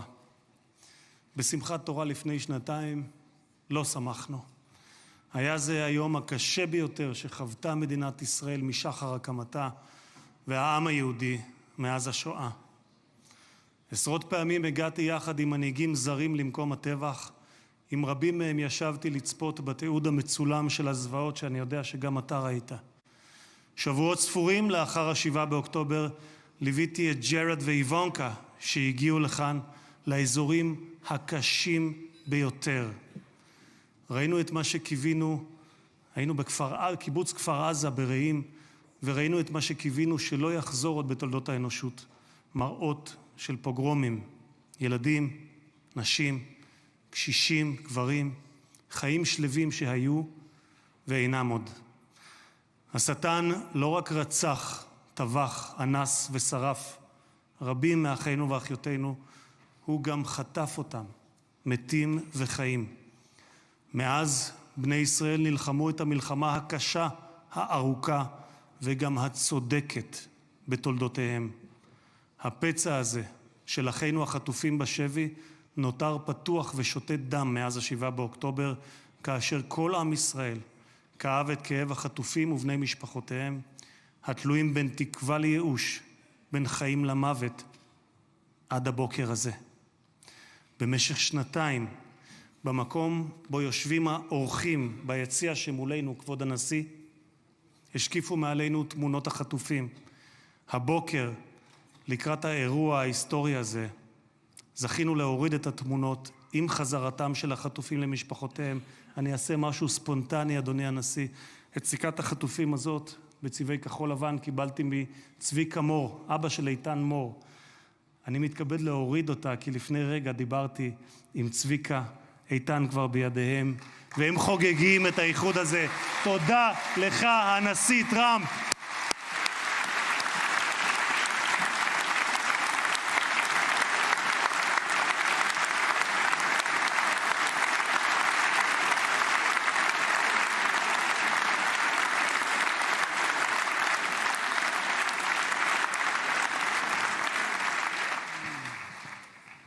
Mr. President, you stand before the people of Israel not as another American president, but as a giant of Jewish history, one for whom we must look back 2.5 millennia into the mists of time to find a parallel, Cyrus the Great.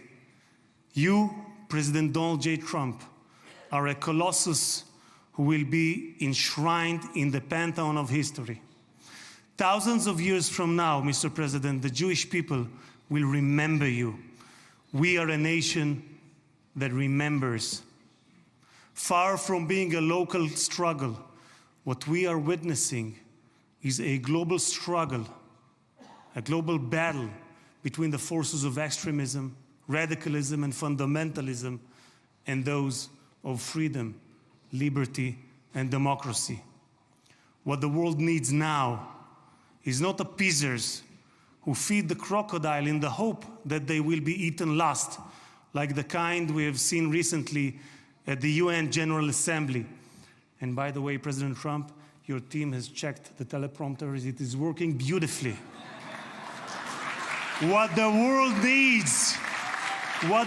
needs now are more leaders who are brave, resolute, strong, and bold. The world needs more Trumps.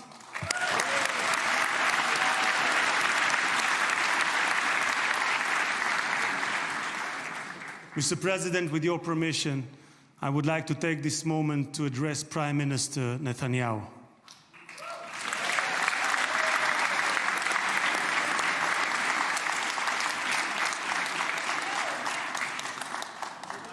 ראש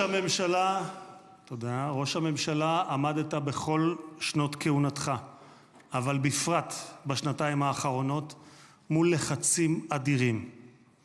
סטיב וויטקוף, שליחו המיוחד של הנשיא טראמפ, שלחם יחד איתך בשוחות על החזרת החטופים, אמר עליך, העבודה הקשה באמת הייתה של ראש הממשלה. הוא זה שהיה צריך לקבל החלטות קשות, עד כמה להיות קשוחים מול חמאס ומתי לגלות גמישות. היו רגעים שחשבתי, כך אומר וויטקוף, שעליכם להתגמש יותר, אבל האמת היא שכעת, במבט לאחור, אני חושב שלא היינו מגיעים לנקודה הזו אם ראש הממשלה נתניהו לא היה פועל כפי שפעל.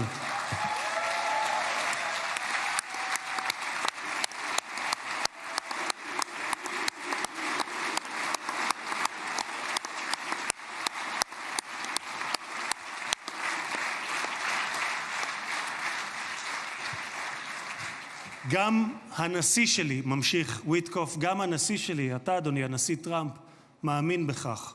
הוא מאמין שראש הממשלה נתניהו קיבל החלטות קשות מאוד, והיו אנשים פחות אמיצים שלא היו מקבלים החלטות כאלה.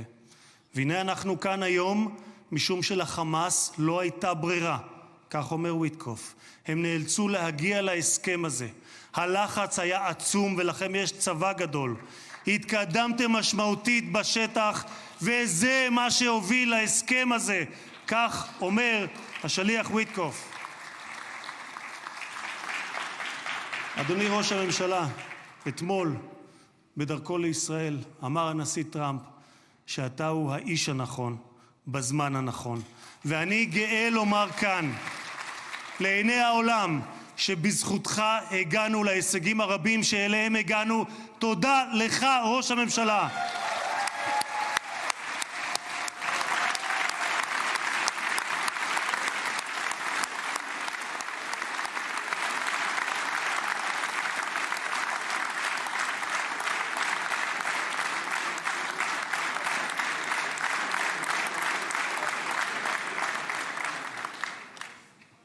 ביום הזה נודה מלב האומה וממעמקי הנפש הלאומית לחיילי צה"ל האמיצים,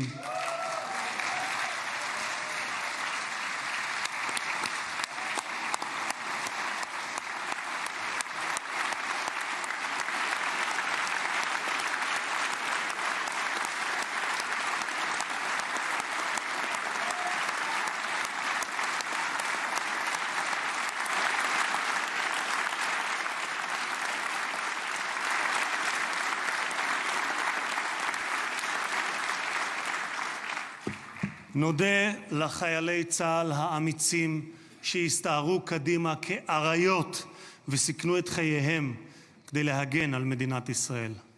רבים מהם נפלו והקריבו את חייהם למען המדינה שמרכינה את ראשה בפניהם ובפני משפחותיהם השכולות. דמם לא נשפך לשווא, כי בגבורתם ובהקרבתם הם הביאו לרגע הנשגב הזה, ושמותיהם יוותרו חקוקים לעד בלב האומה.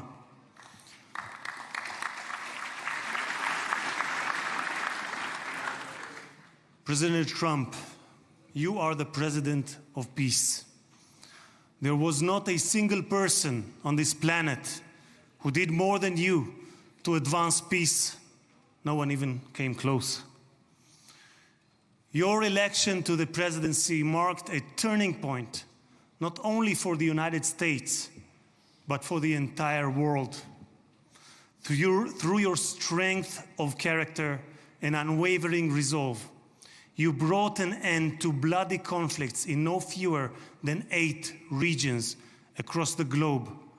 In less than 9 months, you became one of the most consequential presidents in history. You saved countless lives that would have been lost without your leadership. And as our sages teach, whoever saves one life, it is as though he has saved an entire world. You have proven that true peace is achieved through strength, and that only those who are prepared to use force in the present can prevent the need to use it in the future. Mr.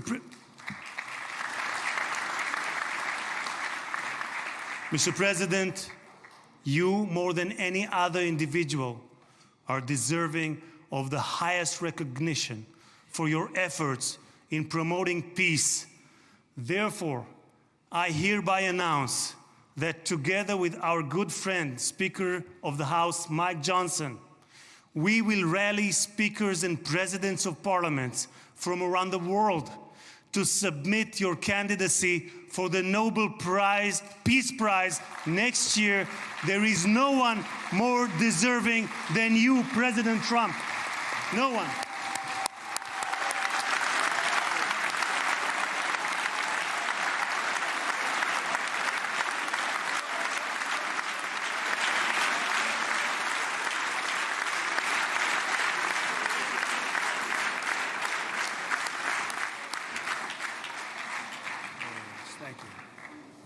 אדוני הנשיא, אנחנו ניצבים בפני ההיסטוריה ברגע נשגב שיחקק לדורות.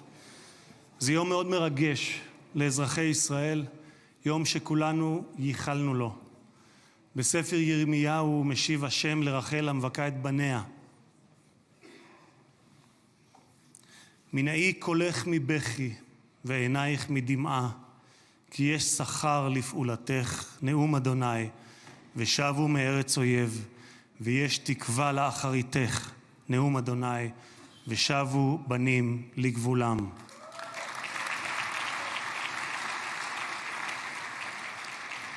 אני מבקש לאחל מכל ליבי החלמה מהירה ושלמה לפצועים ולחטופים השבים. כמה טוב שבאתם הביתה. הנשיא טראמפ, מי ייתן והעושה שלום במרומיו יברך אותך, נשיא השלום, את ארצך ואזרחיה, את משפחתך וכל היקרים לך, ויעשה שלום עלינו ועליכם. May God bless you, President Trump. May God bless the United States of America. And may God bless the state of Israel. תודה רבה וחג שמח.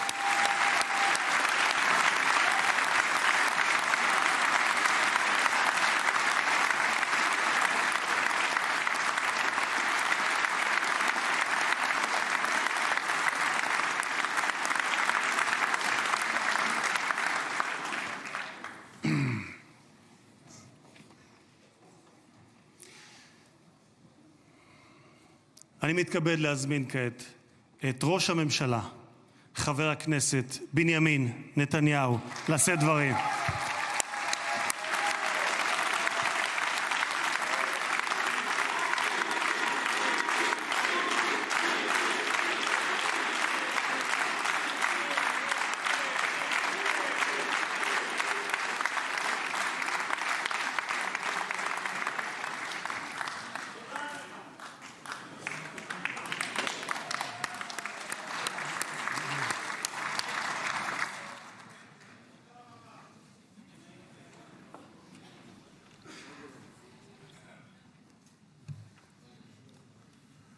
מכובדי הנשיא הרצוג ורעייתו מיכל,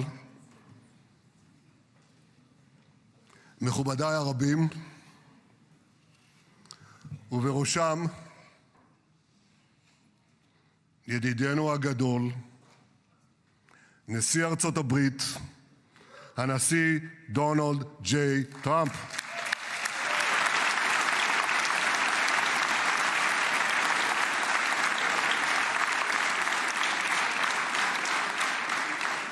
ברוך בואך לירושלים בירתנו הנצחית. ברוך בואך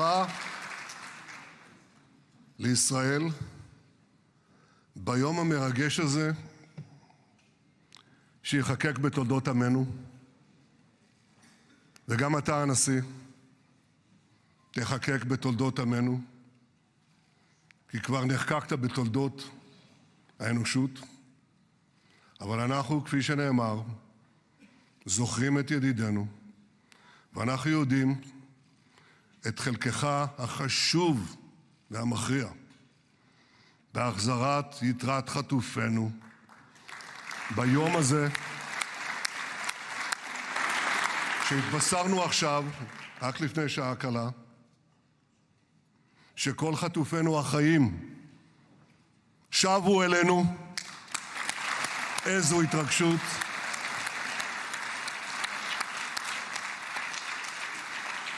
כמה חיכינו לרגע הזה, ואנחנו מחויבים להחזיר את כולם. ואני רוצה להודות לך באופן אישי, ובשם האומה כולה. תודה לך, הנשיא טראמפ. תודה לך.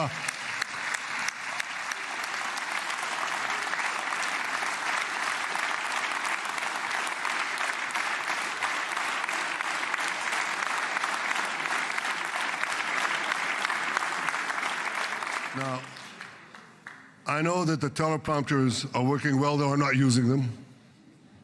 But I'm not sure about the translation. So I'll say words in English. President Trump, the Knesset welcomes you and your distinguished delegation to Jerusalem, our eternal capital. This is your first visit to Israel since you recognize Jerusalem as our capital and moved the embassy here. Thank you, President Trump, for that.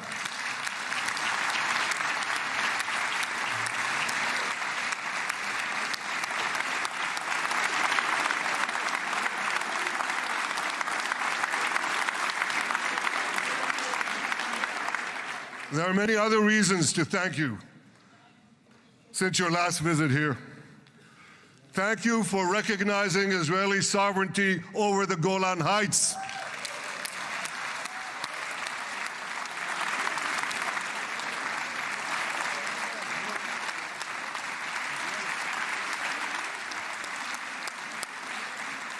Thank you for standing up to the lies against Israel in the United Nations.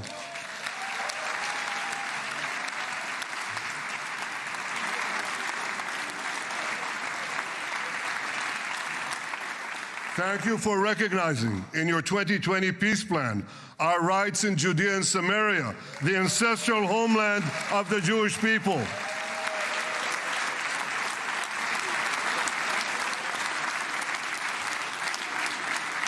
Thank you for brokering the historic Abraham Accords.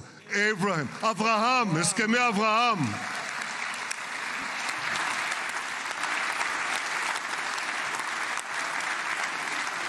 Thank you for withdrawing from the disastrous Iran nuclear deal.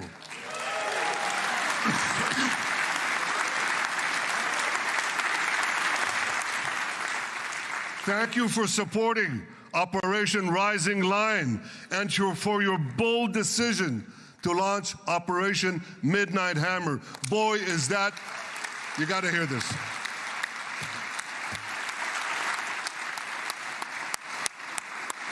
This is the most fitting name ever named for a military operation, because a little after midnight, you really hammered them.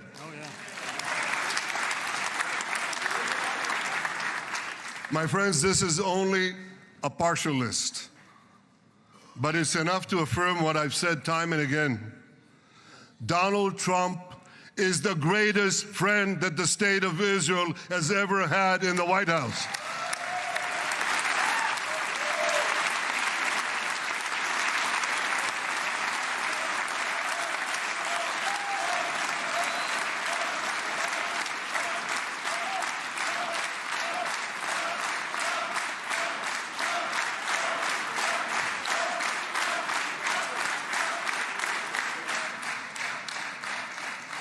No American president has ever done more for Israel.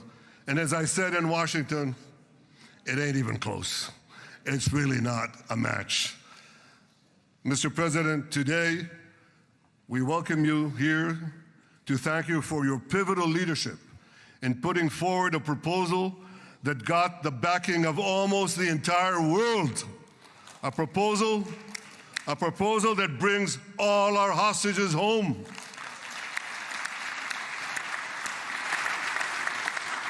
A proposal that ends the war by achieving all our objectives. A proposal that opens the door to an historic expansion of peace in our region and beyond our region. Mr. President, you are committed to this peace. I am committed to this peace.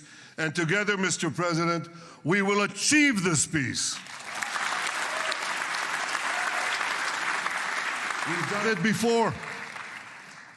We've done it before in the Abraham Accords, and we'll do it again. Mr. President, today the Jewish calendar marks the end of 2 years of war. That war began on October 7th, on the Jewish festival of Simchat Torah. You always tell me, and you tell the world, remember October 7th. Mr. President, we remember. We remember the thousands of Hamas terrorists who stormed into our towns and kibbutzim. We remember the 1,200 people Hamas savagely slaughtered in cold blood, including dozens and dozens of Americans. We remember entire families burnt alive as they embraced each other. We remember the beautiful young Israelis brutally gunned down at the Nova Music Festival. We remember the hundreds of our citizens who were dragged into the dungeons of Gaza, including 12 Americans, men and women, young and old, babies and elderly Holocaust survivors. My friends, Mr. President, Donald, these monsters take babies as hostages. In response to this barbaric attack on October 7th, Israel did what it had to do. With indomitable courage, we set out to defend our people, to defeat our enemies, and to release our hostages. Our heroic soldiers fought like lions. They fought on the front lines of civilization and barbarism. Israel achieved amazing victories over Hamas and the entire Iran terror axis. Sinwar, Dev, Khania, Nasrallah, Assad, they're all gone.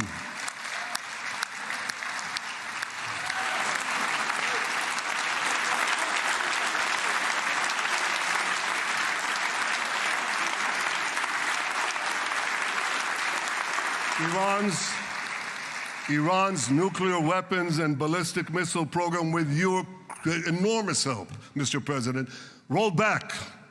Half the Houthi leadership wiped out. But the price of this victory, the price of these victories, has been heavy.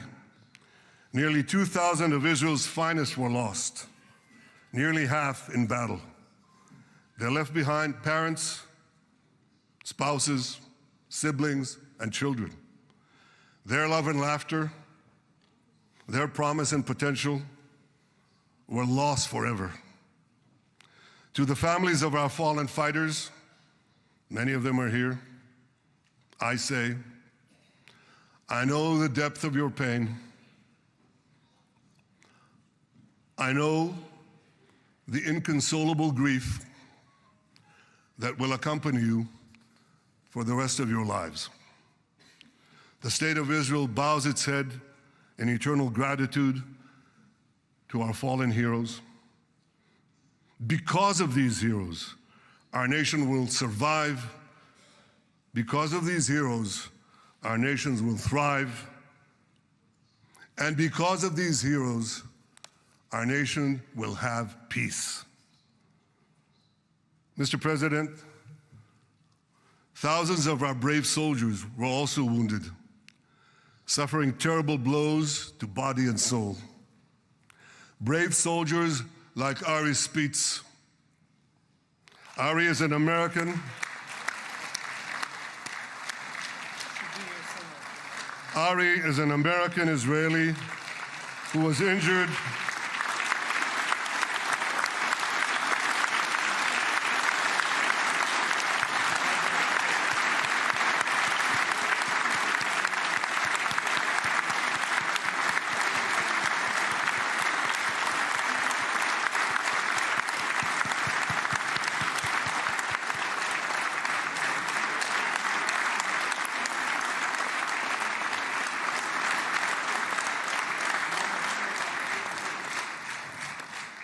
Ari is an American Israeli who was injured in Gaza while searching for Hamas terrorists and weapons.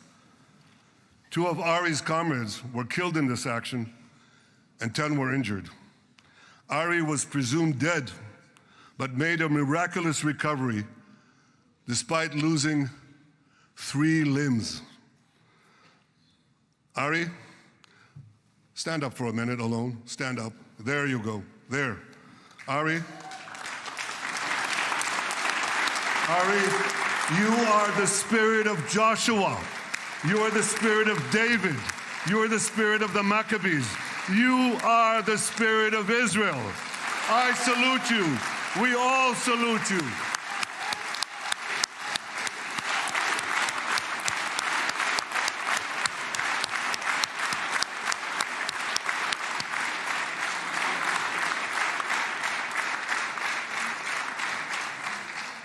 Sabine Tassa of Kibbutz Netiv HaAsara is watching us today from the Israeli consulate in Los Angeles. Sabine lost her husband and her oldest son on October 7th. She is the mother of 3 other boys. 2 of them, Kohen and Shai, witnessed their father jump on a Hamas grenade to save his 2 sons. We all saw the film of those 2 boys crying out in pain, "Father is dead. Why? Why did God save me?" Mr. President, my friend Donald, I've seen some very tough things in my life, but I couldn't bring myself to watch those boys suffering again. So I didn't see this film except once. Yet Sabine, their mother, has had the strength and fortitude to show this film across the world. And my wife Sarah and I asked her, "Sabine, how do you do it? Why do you do it?" And she answered, "I do it to show the entire world the monsters Israel is fighting and the justice of our cause." This is what she's doing once again in Los Angeles. Sabine, you can hear me now, so I want to tell you on behalf of all of us, you embody the spirit of our biblical heroines, Deborah, Ruth, and Esther. You too are the spirit of Israel, and we all salute you.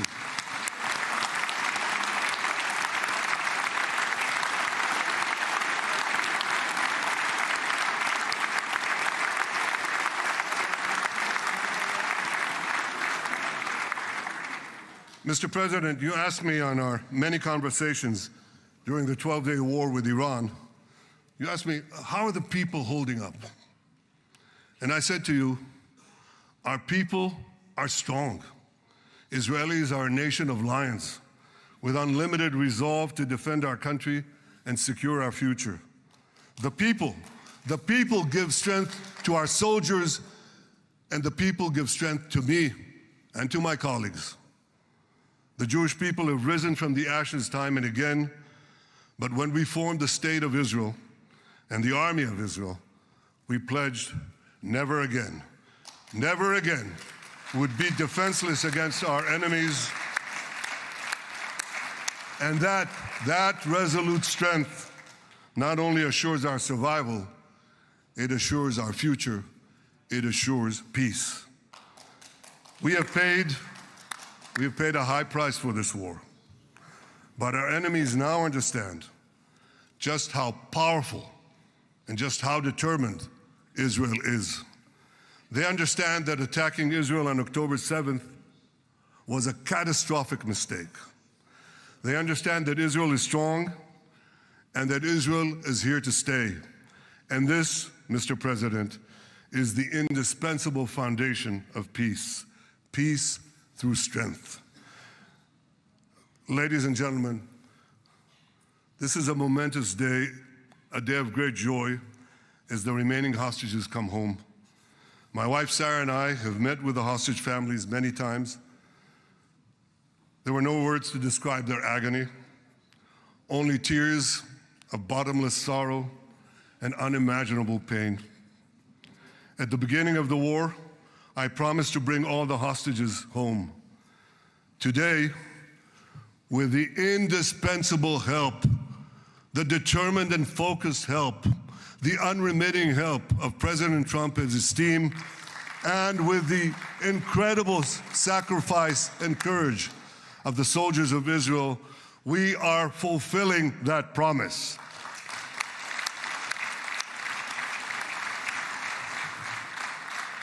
It has been a long journey to get here. In the first week of the war, our brave soldiers put military pressure on Hamas, and the international community put diplomatic pressure on them. This enabled us to secure the release of over 100 hostages.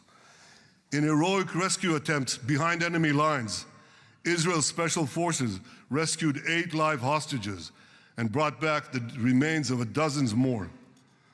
But as time went on, we all know what happened. The diplomatic pressure was turned on its head. More and more governments bought into Hamas's false propaganda.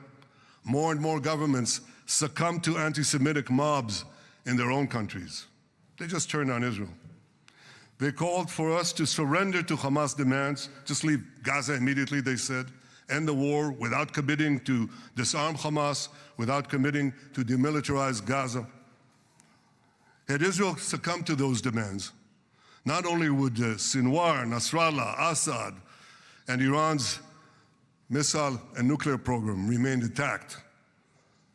Not only that, because in no time, the Hamas killers would be back on the border fence, ready to repeat the horrors of October 7th again and again, as they vowed to do. But just at that point of maximum pressure on Israel, a man named Donald J. Trump was elected President of the United States.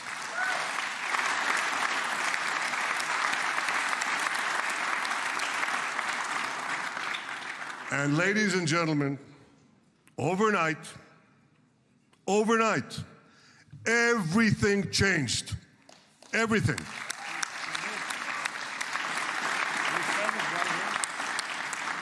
Mr. President, thanks to your unequivocal backing of Israel, we secured a second hostage deal within weeks of your election.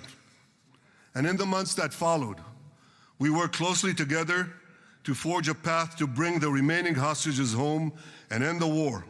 End the war in a way that ensures the disarming of Hamas, the demilitarization of Gaza, and that Gaza would never again pose a threat to Israel. 2 months ago, you fully backed my decision to send the IDF into the last Hamas stronghold in Gaza City. You shared my view that this military pressure would help free the hostages.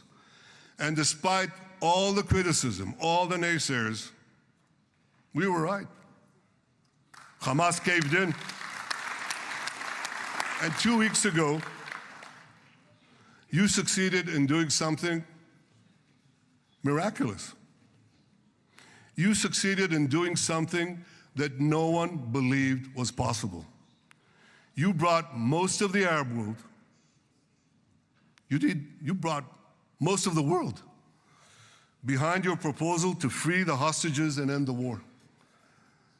I want to thank Steve Witkoff, Jared Kushner, and Ron Dermer for their great contribution to this effort.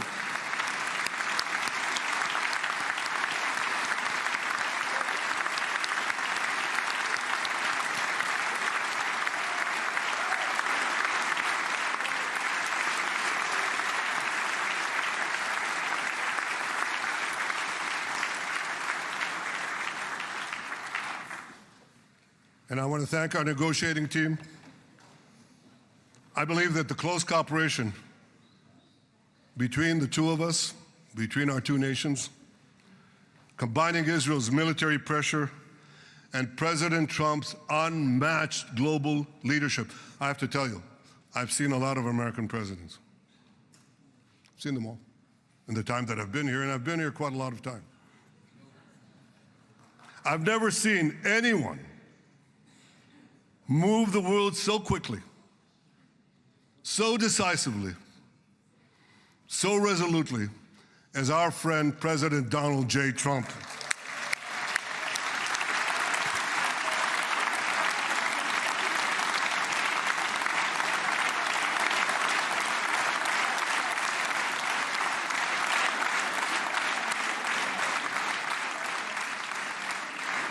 With our military pressure and President Trump's global leadership, we achieved this historic moment. It's a moment of indescribable joy as our nation embraces our sons who are coming home. Mr. President, this week, Jews around the world are going to read the book of Ecclesiastes, Kohelet, in the Bible. The Bible has many miraculous moments. One of them was your decision to bomb Fordo. I think it was a pivot of history because it wasn't meant only to bomb Fordo. That action and your previous action of taking out Qasem Soleimani, the architect of death, I think that changed the balance of power in the world. You brought America back again to the driver's seat.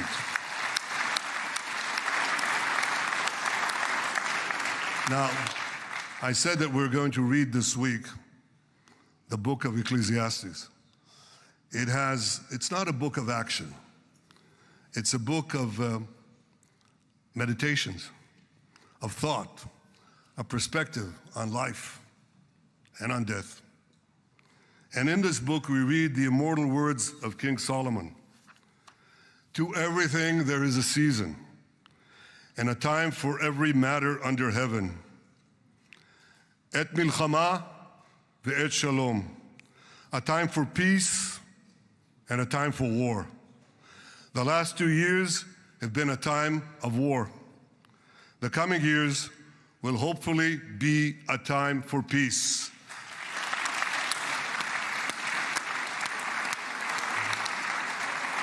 Peace inside Israel and peace outside Israel.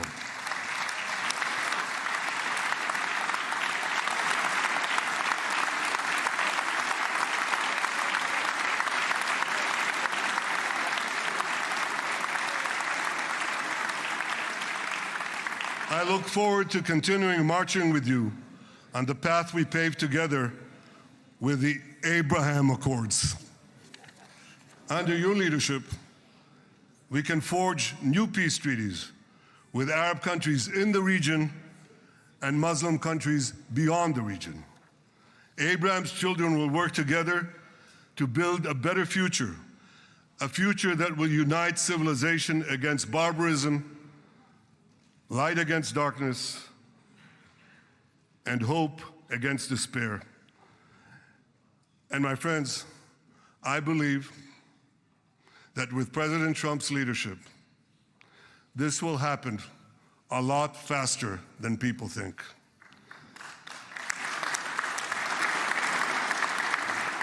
As Prime Minister of Israel, I extend my hand to hold those who seek peace with us. No one wants peace more than the people of Israel. Israel will always remain vigilant in defending itself, and Israel will always remain full of hope. Hope is our national anthem. Hope is our creed. Hope is our strength. It is time, my friends, to realize that hope and expand the circle of peace. Mr. President, thank you for all you have done for us.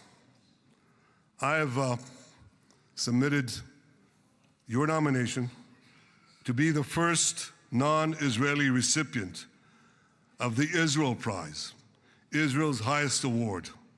As to that other prize, just a question of time, you'll get it.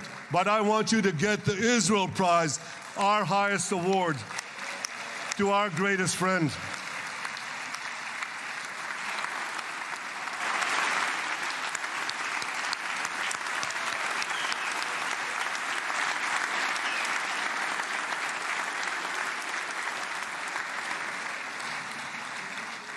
When others were weak, you were strong.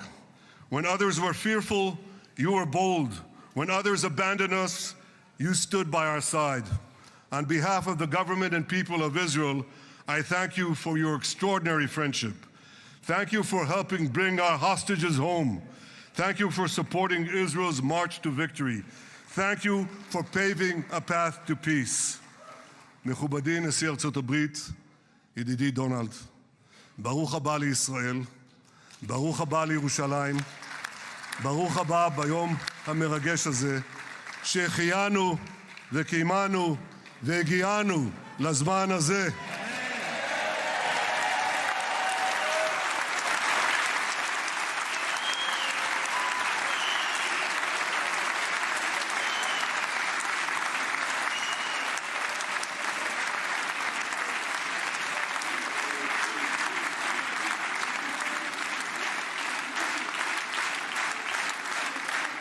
May God bless you and your family, Mr. President. May God bless America. May God bless Israel. And may God bless the covenant between our two promised lands. Thank you, Mr. President.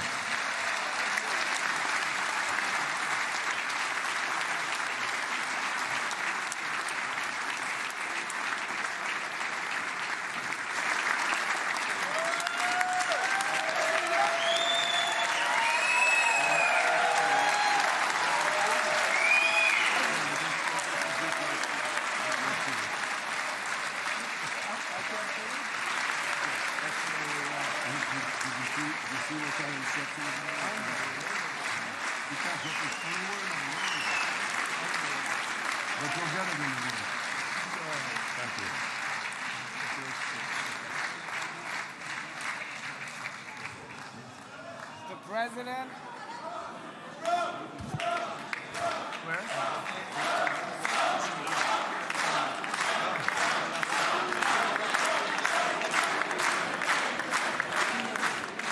Come on up, opposition. Come on, opposition. Yeah. Okay.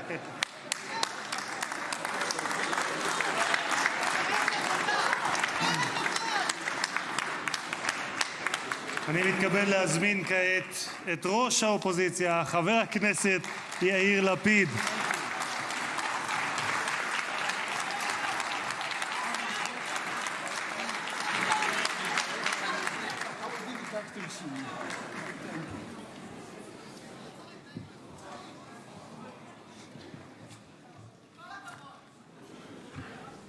Mr. Speaker, members of Knesset, ministers, President Herzog, Prime Minister Netanyahu, distinguished guests, Your Excellency, President Trump. For 2 years, we waited for this moment. 2 years of sleepless nights, 2 years without air in our lungs. Our eyes are filled with tears today. Our hearts are filled with gratitude. Our children are coming home.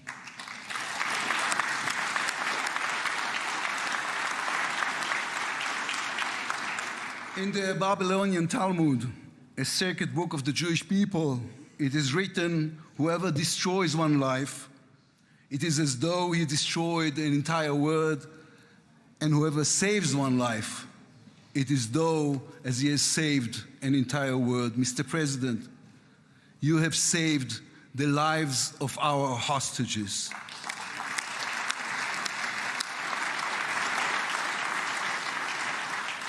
But you saved so much more. You have saved the souls of the bereaved whose loved ones now will be brought home for burial. You have saved thousands of soldiers who will now not fall in battle. And you have saved millions from the horrors of war. You have saved more than one life, and each life is an entire world. This is a historic moment, and a reminder that history is shaped by people. It is shaped by those who know the past, but have the vision to change the future. When you were elected, you declared that you would be the president of peace. You have kept your word. The fact that you were not awarded the Nobel Peace Prize is a grave mistake by the committee. But They will have no choice, Mr. President. They will have to award it to you next year.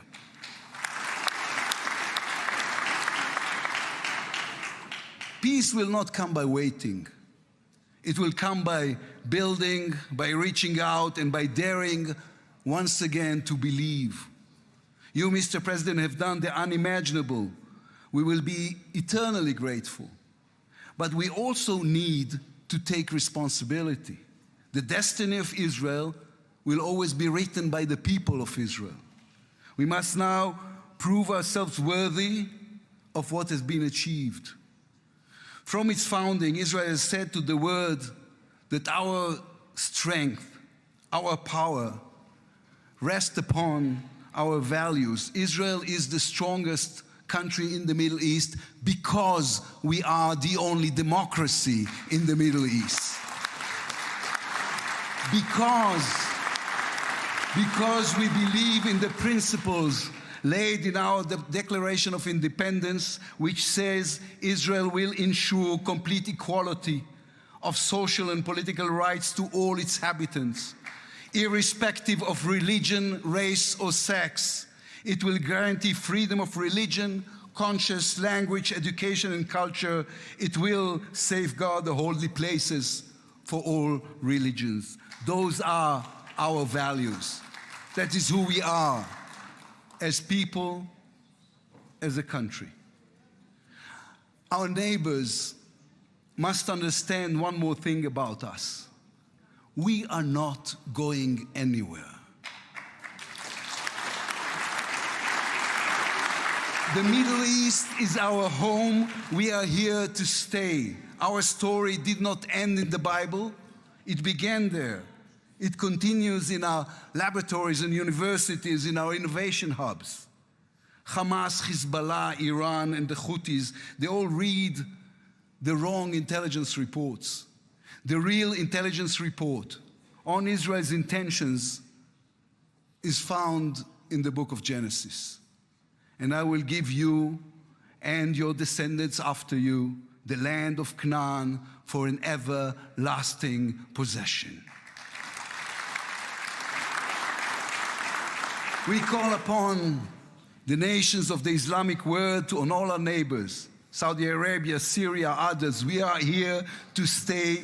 We can do great things together. Come and talk to us. Mr. President, you are the one who can make it happen, as you did with the historic Abraham Accords. Then too, no one believed it was possible. Then too, you imposed your vision on everyone. While others spoke of difficulties, you created opportunity. You can be the one to bring the next wave of peace. The people of Israel support this. They want this. We are ready. And you can later today in Egypt with your unbelievably talented team, my friends Steve Witkoff, Jared Kushner, Marco Rubio, Pete Hegseth, forge a regional alliance that will change not only the Middle East, but the entire world. After 2 years of war, the peoples of this region should look around and ask themselves, whose situation is better? Those who chose the path of peace or those who chose the path of war? Those who invested in their people, in the education of their children, in science and education and technology, or those who invested in hate and in violence? From here I say to all those who demonstrated against Israel these past 2 years, on the streets of London and Rome, in Paris and in Columbia University. I do not represent the government. As you know, I am the leader of the opposition. And I tell you, then, you were deceived. You were deceived. Propaganda experts, funded by terror money, manipulated you. Now that the war has stopped, you have time and a chance to go and learn the facts. The truth is, there was no genocide, no intentional starvation.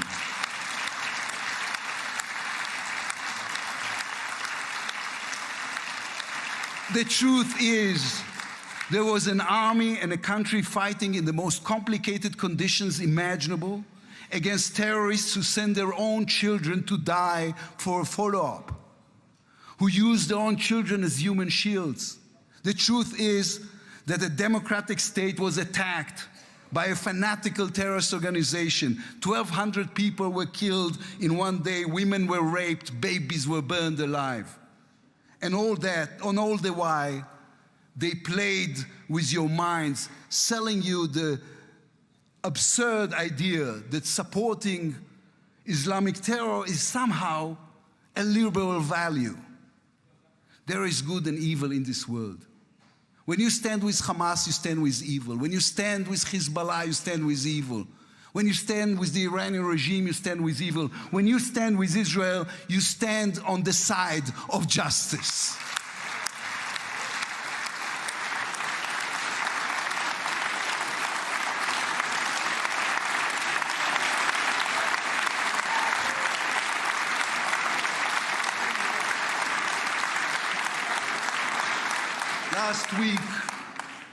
Last week I attended the 7th October memorial ceremony. An inspirational woman called Galit Dan spoke on stage. Galit had a daughter, Noya, a 13-year-old girl who was autistic like my daughter. And Noya was full of light. She loved Harry Potter. On that dark day, Noya was sleeping at her grandmother's, Carmela's house in Kibbutz Nir Oz. Carmela was 80 years old. Their bodies, grandmother and granddaughter, were found embraced. They were murdered together. On stage at the ceremony, Galit said a sentence that moved us all. We don't want revenge, she said. We want redemption. Today, the redemption begins. Israel has endured 2 terrible years on the battlefield and in the international arena. But in those 2 years, we also rediscovered our own greatness. We remember how good we can be, our pilots who took control of the skies over Iran, our industries leading the world in technology, our civil society, which reached out to help every victim of the war. We will move forward toward a different future. Our heroic soldiers who saved us all will fold away their uniforms and rise as teachers and engineers, scientists and innovators, investors and small business owners. We will never be able to repay the debt to those who sacrificed everything these past years, to those who, as President Lincoln said, gave the last full measure of devotion. We can only be worthy of them, worthy of their sacrifice.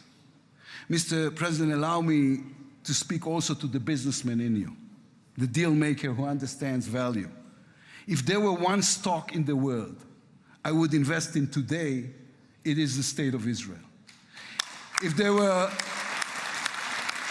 one nation that deserves unrestricted access to GPU chips, to AI and SMR technologies, to American markets, it is the State of Israel. Israel's future is intertwined with our eternal alliance, our strategic and moral covenant with our greatest friends, the United States of America. This war is over. We will always need to stay vigilant, to guard against those who seek our destruction. But the State of Israel is about to reinvent itself. The challenges ahead demand not only strength, but a new vision. It's time to take a new path, to be a nation that is advanced and thriving and peace-seeking. We have waited for this moment, for the end of the war, for the return of the hostages, for the chance to rechannel our grief and loss into the energy needed to rebuild our nation. Thanks to you, Mr. President. Thanks to our soldiers, our lions.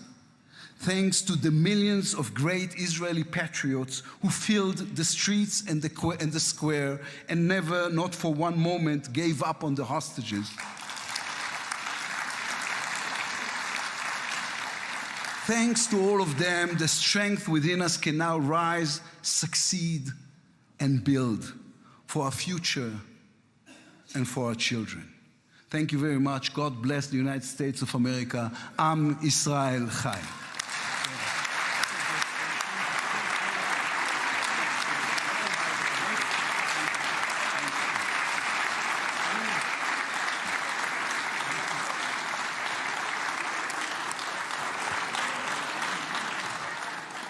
אני מודה לראש האופוזיציה, ועכשיו, members of the Knesset, it is now my distinct honor to invite the President of the United States of America, His Excellency Donald J. Trump, to address the Knesset.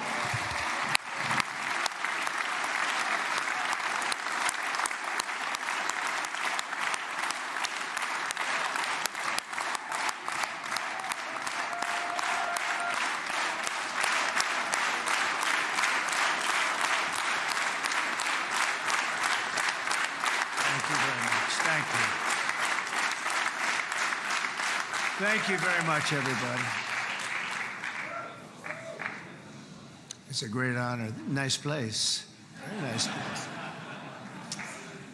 Mr. President, Mr. Prime Minister, Mr. Speaker, esteemed members of the Knesset, and cherished citizens of Israel, we gather on a day of profound joy, of soaring hope, of renewed faith, and above all, a day to give our deepest thanks to the Almighty God of Abraham, Isaac, and Jacob.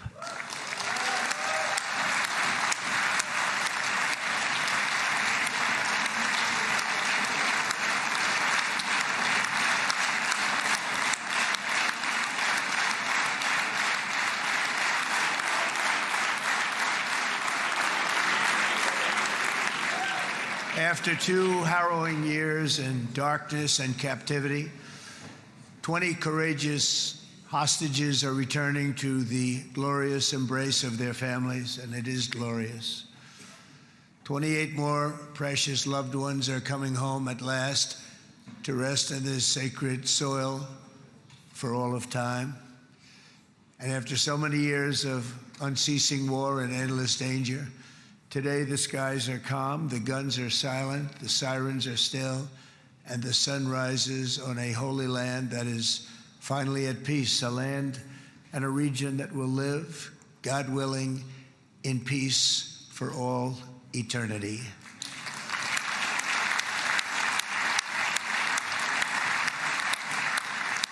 This is not only the end of a war, this is the end of an age of terror and death, and the beginning of the age of faith and hope and of God. It's the start of a grand concord and lasting harmony for Israel and all the nations of what will soon be a truly magnificent region. I believe that so strongly. This is the historic dawn of a new Middle East. I want to express my gratitude to a man of exceptional courage and patriotism, whose partnership did so much to make this momentous day possible. You know who I'm talking about. There's only one, Prime Minister Benjamin Netanyahu. Bibi, please stand up.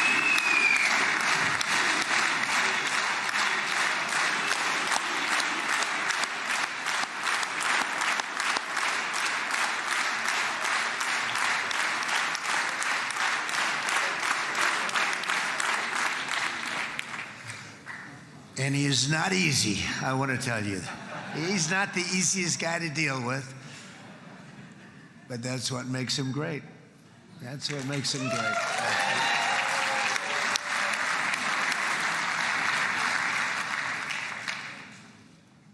Thank you very much, baby. Great job.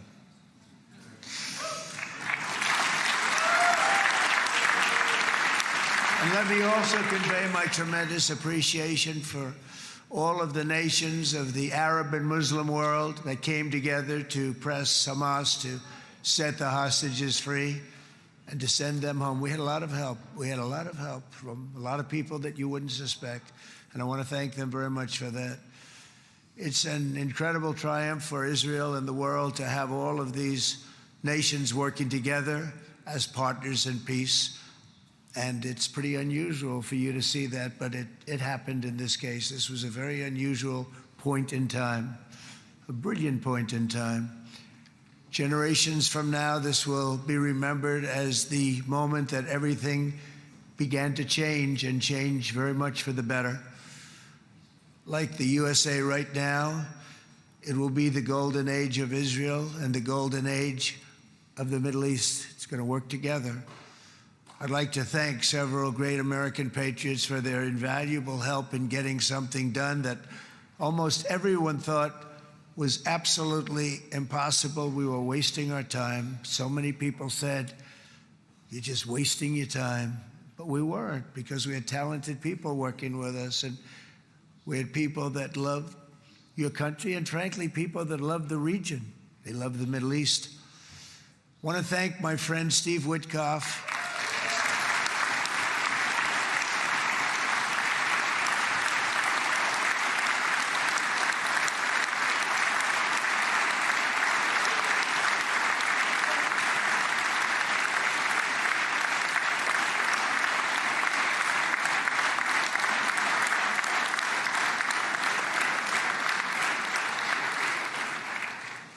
You know, Steve was chosen by me. He never did this before, but I knew him as a few things. He was a great businessman, but I know a lot of great businessmen, to be honest with you. He had tremendous negotiating skills, but I know a lot of people that negotiate pretty well, although it is an art.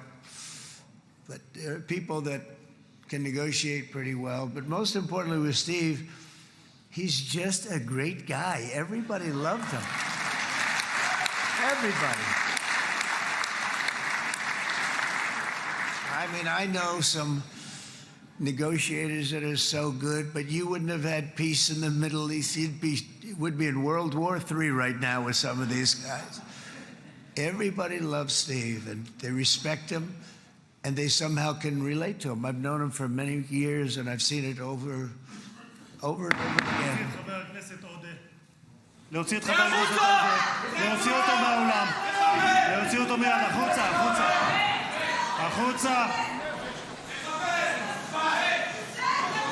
להוציא גם את חבר הכנסת כסיף, להוציא את חבר הכנסת כסיף מהאולם, להוציא אותו מיד.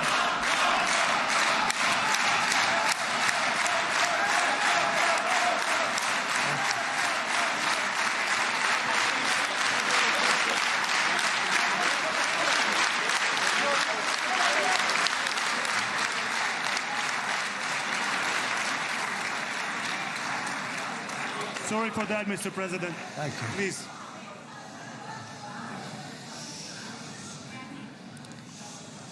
That was very efficient.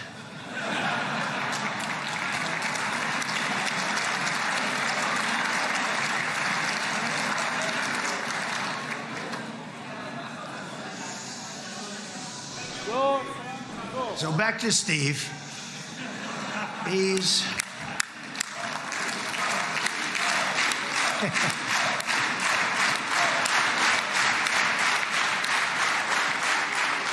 But I tell one story because he was so involved, and then we called in Jared. We need that brain on occasion. We got to get Jared in here. We got to get a certain group of people. But Steve started this all by himself. I call him Henry Kissinger, who doesn't leak.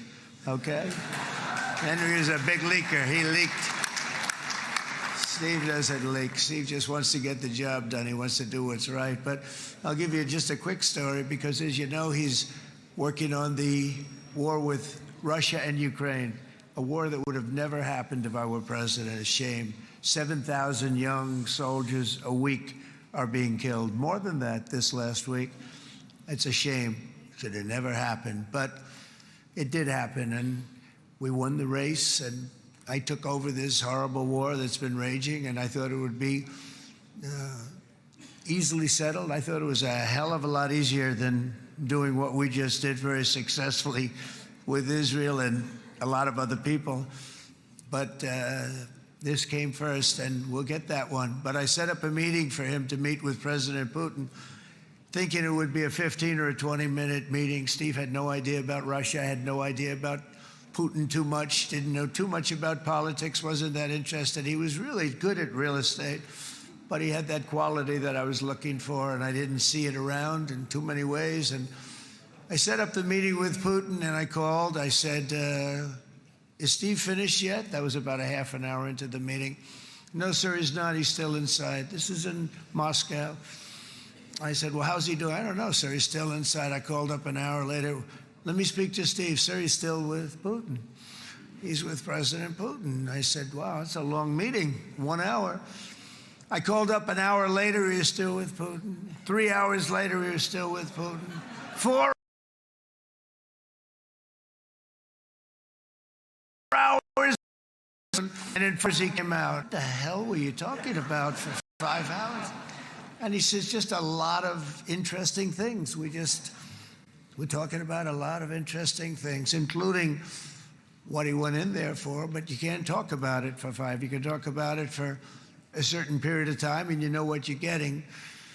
But that's a talent. That's a talent, where you can do that. Most people I'd send in, number one, they wouldn't be accepted. Number two, if they were, the meeting would last 5 minutes, and that's what happens with Steve. Everybody loves him. They love him on this side. They love him on the other side. And he really is. He's a great negotiator because he's a great guy. So thank you very much, Steve, very much.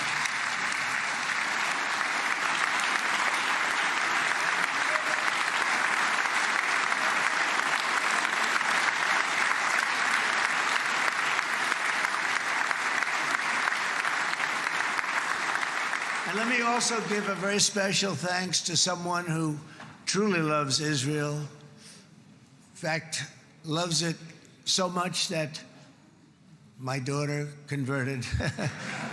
My daughter converted. I didn't know this was going to happen.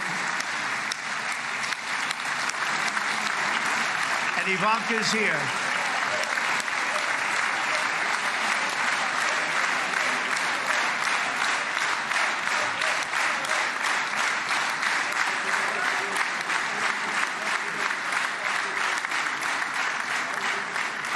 And Bibi, you do know this was not in the cards for me. You understand that. And she is so happy, and they are so happy. At least I think they're happy. If they're not, we have a big story, right? No, they have a great marriage, and they get along great. They're best friends. They have a very special relationship. But Jared has been so helpful. He really did something very special. He established the Abraham Accords with a group of very wonderful people. I like calling it the Avraham Accords, because people that, right? And Avraham. It's so cool. It's so much sort of nicer, you know? The Abraham versus the Avraham.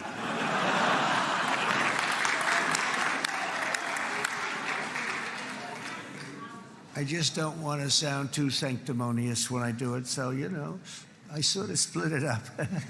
This way we keep everybody happy. But we have some very great talent, and they have no excuses for anything that's taken place, because we had some unbelievably good people working on this. And then you're going to add a man named Marco Rubio, who is also here. That's right.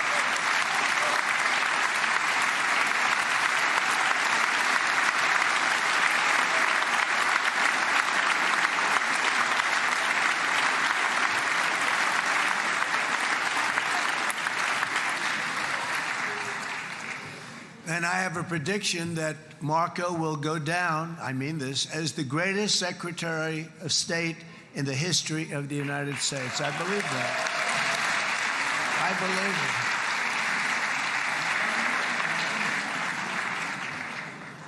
And he and I, you know, we really fought it out. You remember, he was tough. He was nasty. Who the hell thought this was going to happen, Marco, right? And now I'm saying he's going to go down as the greatest. He will. He was always smart and sharp, and people respect him. And then we have somebody who's young, but an unbelievable leader. I saw it a long time ago, and he's turned out to be even better than we thought. Right, Susie? I think even better. And that's Pete Hegseth, who is our Secretary of War, formerly Secretary of Defense.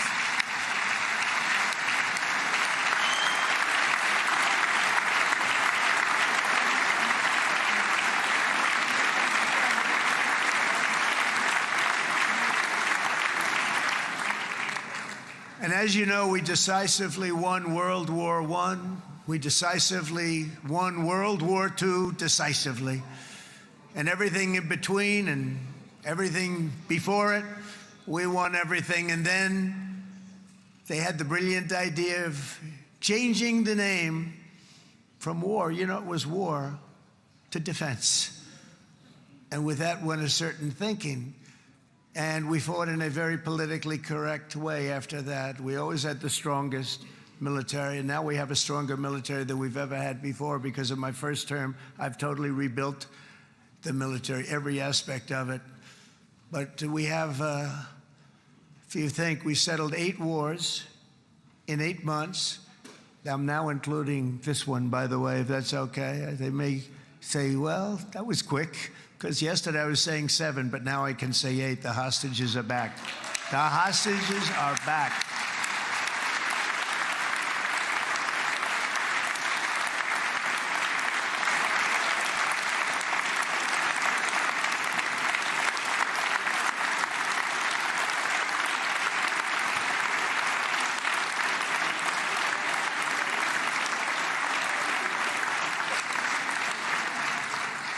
It is a good feeling. Isn't that nice to say? You know, I just said the hostage. First time I said the hostages are back. It feels so good to say it.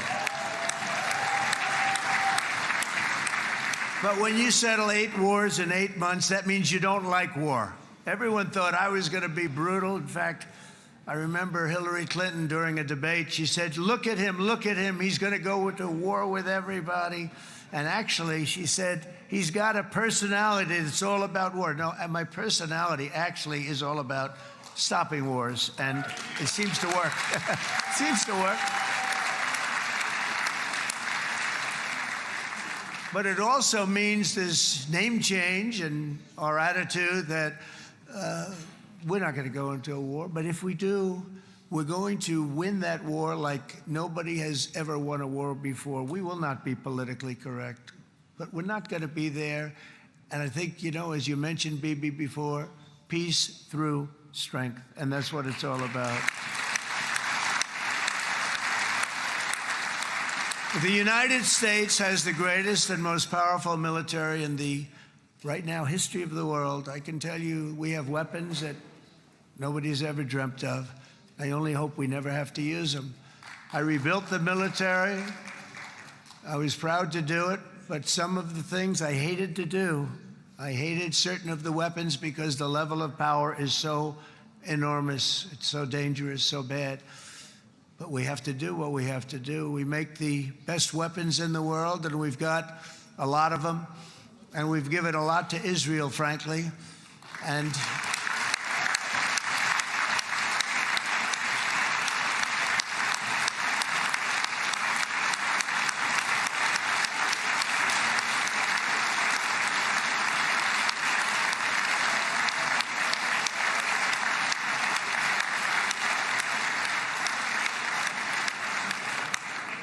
I mean, Bibi would call me so many times, can you get me this weapon, that weapon, that weapon? Some of them I never heard of, Bibi, and I made them. But we'd get them here, wouldn't we? And they are the best. They are the best. But you used them well. It also takes people that know how to use them. And you obviously used them very well. But so many that Israel became strong and powerful, which ultimately led to peace. That's what led to peace. So as we celebrate today, let us remember how this nightmare of depravity and death all began. 2 years ago, on the eve of the Simchat Torah holiday, thousands of innocent Israeli civilians were attacked by terrorists, and one of the most evil and heinous desecrations of innocent life the world has ever seen, the worst slaughter of Jews since the Holocaust. The cruelty of October 7th struck to the core.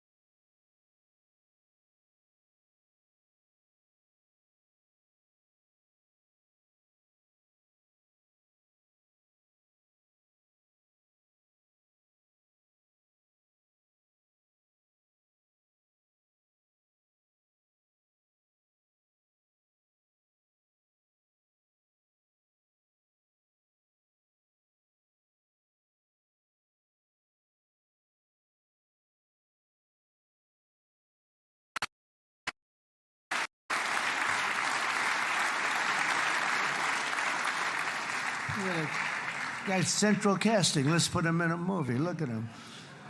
Great job. And my people loved working with you. Loved it. They worked so well together. But many of Iran's top terrorists, including nuclear scientists and commanders, have been extinguished from this earth. And with Operation Midnight Hammer, boy, that's a great name for that, what we did last June. The United States military flew 7 of those beautiful B-2 bombers. They look so beautiful all of a sudden. They were always, I thought they were pretty planes. I had no idea they could do what they did. In fact, we just ordered 28 more of them. A little updated version. We ordered a whole pile of them. And almost 100 other planes went with them, including fighter jets. And we had 52 tankers, big, beautiful, brand new tankers that were loading them up 4 or 5 times. They've traveled 37 hours back and forth. Think of that. But we had tankers all over the sky for all the other planes. We had the F-22s, the F-35s, F-16s. We had a hell of a lot of planes.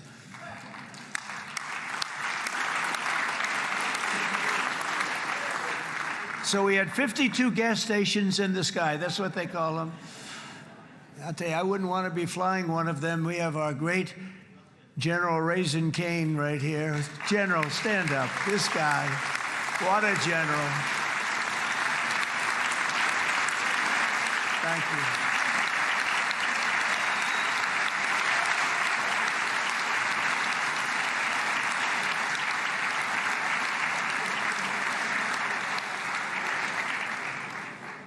I asked General Cain, I said, you know, we're having problems with ISIS, and I was in Washington, and I asked, how long would it take to defeat ISIS? And my Washington generals told me, 3, 4, maybe 5 years, sir.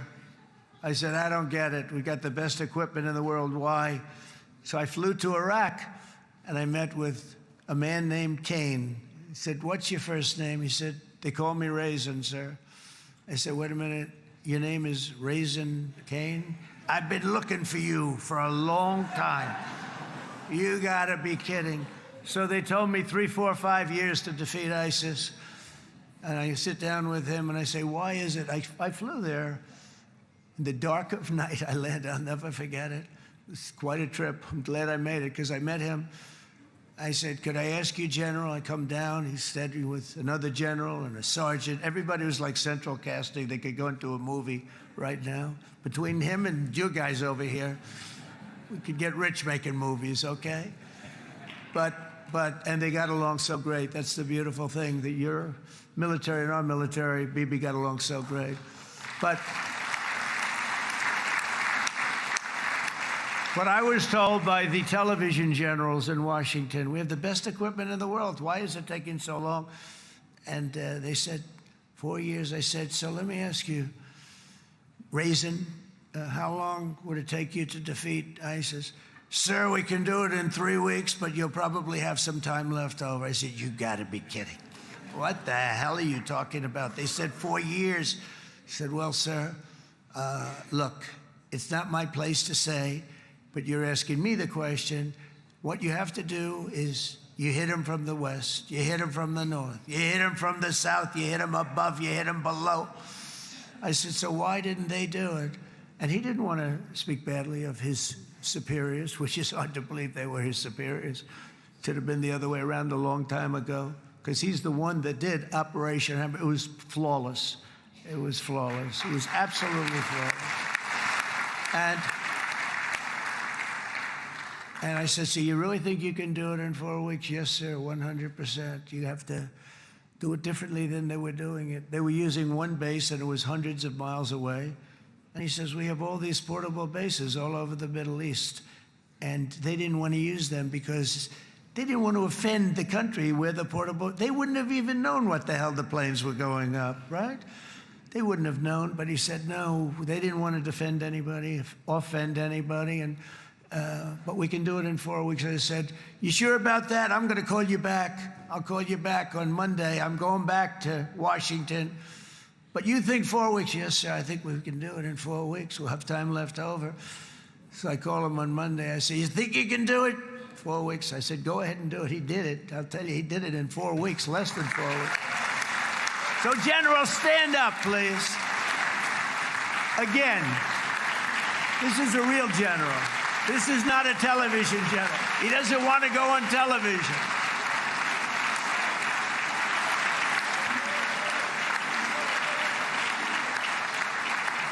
He doesn't want to go on television. That's it. The other guys love being on television.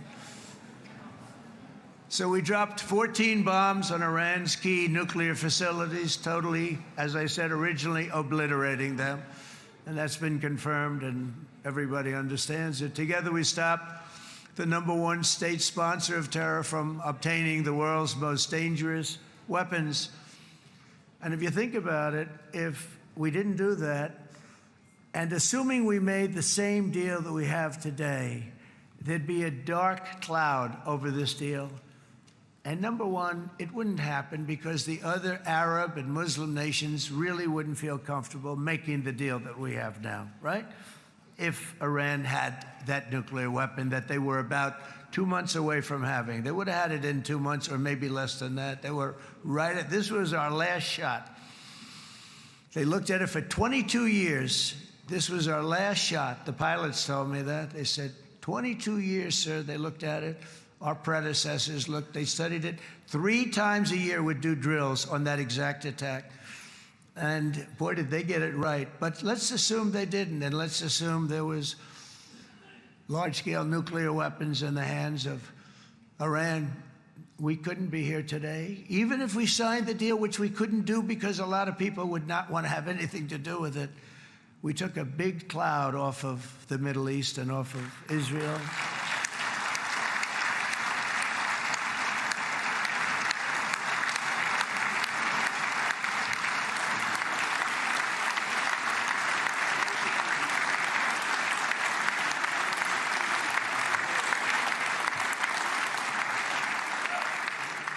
And it was my honor to help.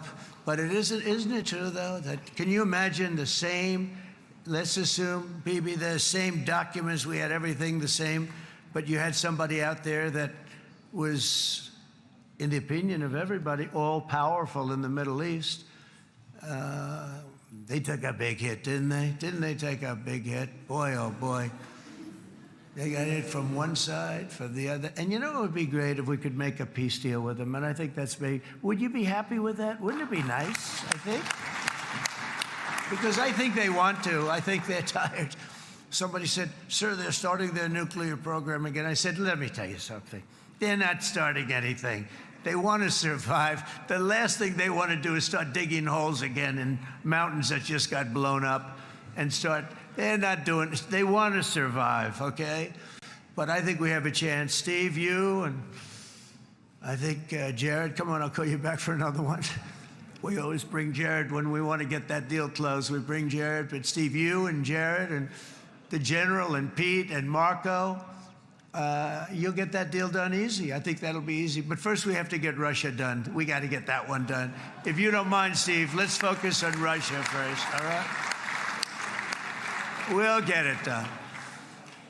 In Lebanon, the dagger of Hezbollah, long aimed at Israel's throat, has been totally shattered. My administration is actively supporting the new president of Lebanon in his mission to permanently disarm Hezbollah's terror brigades. He's doing very well. And build a thriving state at peace with its neighbors, and you're very much in favor of that, I know, and it's good things are happening there, really good things. And with this week's ceasefire, we've achieved the most challenging breakthrough of them all, the most challenging breakthrough maybe ever. I mean, I've never seen anything like. I've been involved in a lot of success. I have never seen anything like what's going on today all over the world. People are dancing in the streets, not just in Israel. They're dancing in the streets of countries that would have never danced in the street about what's happening today. They're dancing in those streets. So this long and difficult war has now ended. You know, some people say 3,000 years, some people say 500 years, whatever it is. It's the granddaddy of them all. And in an unprecedented achievement, virtually the entire region has endorsed the plan that Gaza will be immediately demilitarized, that Hamas will be disarmed, and Israel's security will no longer be threatened in any way, shape, or form.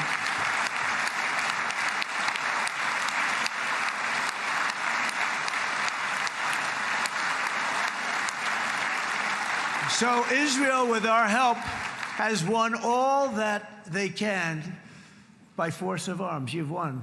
I mean, you've won. Now it's time to translate these victories against terrorists on the battlefield into the ultimate prize of peace and prosperity for the entire Middle East. It's about time you were able to enjoy the fruits of your labor. Mr. Opposition Leader. I said he's a very nice opposition leader. I think... No, he's a nice man. Bibi, he's a nice man.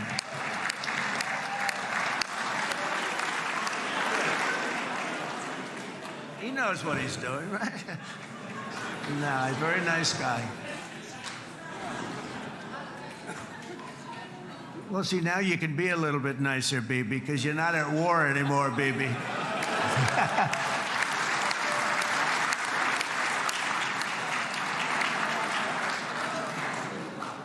But only by embracing the opportunities of this moment can we achieve our goal of ensuring that the horrors of recent years will never happen again. You don't want to have to go through this again.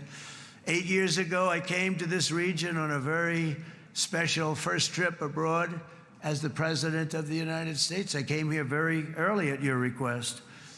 I addressed the leaders of the Arab and Muslim world gathered in Saudi Arabia and said that it was time to build a future free of the grip of extremism and terror. And interestingly, right now, as soon as I'm finished, I'm quite late. You've kept me quite late between opposition leaders and Bibi's brilliant but very long speech. I thought I was going to run up here, make a speech, and then head to Egypt. It didn't work out, though. And you made a pretty long one, too, sir.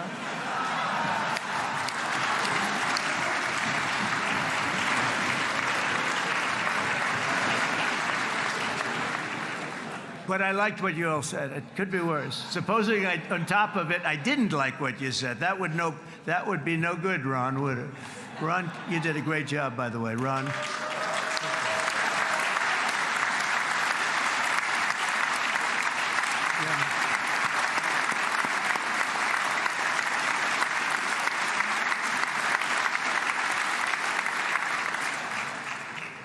So I'm going to be meeting, actually, in a little while, I'm going to be meeting with the most powerful, the richest nations, really, in the world, although now, with the tariffs, the United States is by far the richest nation in the world, as you probably have been reading.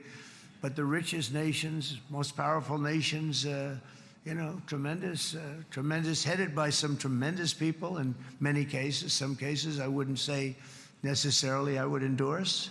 But I will tell you, some incredible people that really helped us make this all possible. So I'll be going there. I'll be quite late. They might not be there by the time I get there. But we're going to give it a shot. But the journey we started back then led to the crushing defeat of the ISIS caliphate, to the monumental Abraham Accords, and ultimately to the historic ceasefire this week, in which many of those same nations really played a very pivotal role, I have to tell you. Steve will tell you that. Jared will tell you that. Together, we've shown that peace is not just a hope that we can dream about. It's a reality we can build upon day by day, person by person, and nation by nation. And because of that, the Middle East is finally ready to embrace its extraordinary potential. You have extraordinary potential in this region. It should now be clear to everyone throughout the region that decades of fomenting terrorism and extremism, jihadism and anti-Semitism have not worked. They haven't worked. They've been a disaster. They've just killed. They've killed. They've backfired completely and totally. They've just totally backfired. Everything that you thought, take it worst case, it's turned out to be worse than that. They have not worked. From Gaza to Iran, those bitter hatreds have delivered nothing but misery, suffering, failure, and death. They've served not to weaken Israel, but to annihilate the very forces that did the most to foment this hatred. And it's really, I mean, everybody that's tried it has become irrelevant. Meanwhile, we've seen those nations that set aside their differences, reached across ancient divides, and pursued engagement are now among the most successful in the region. They're getting along with Israel, and they're doing great. And I can tell you the 4 nations that joined the Abraham Accords early on, and you'd all be doing me a favor, and I'm going to be saying this in a little while to some other friends, would love you all to, is this right, Jared? Join up in the Abraham Accords. We have to join up and get together. You can have that whole thing filled out. We had a very weak administration, worst president in the history of our country by far. And Barack Obama was not far behind, by the way.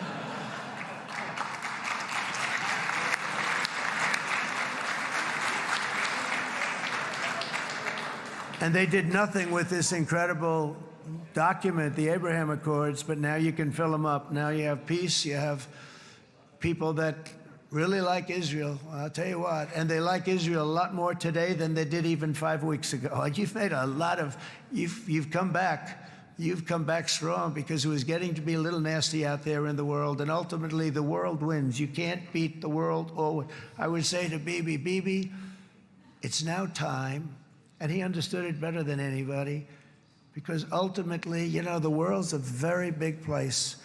And I've said a lot. I said, this piece of land is very small. It's unbelievable what you've done with that tiny, you look at a map even of just, not the world, the Middle East, and you have this little dot. And think of what you've done. It's incredible. It's incredible.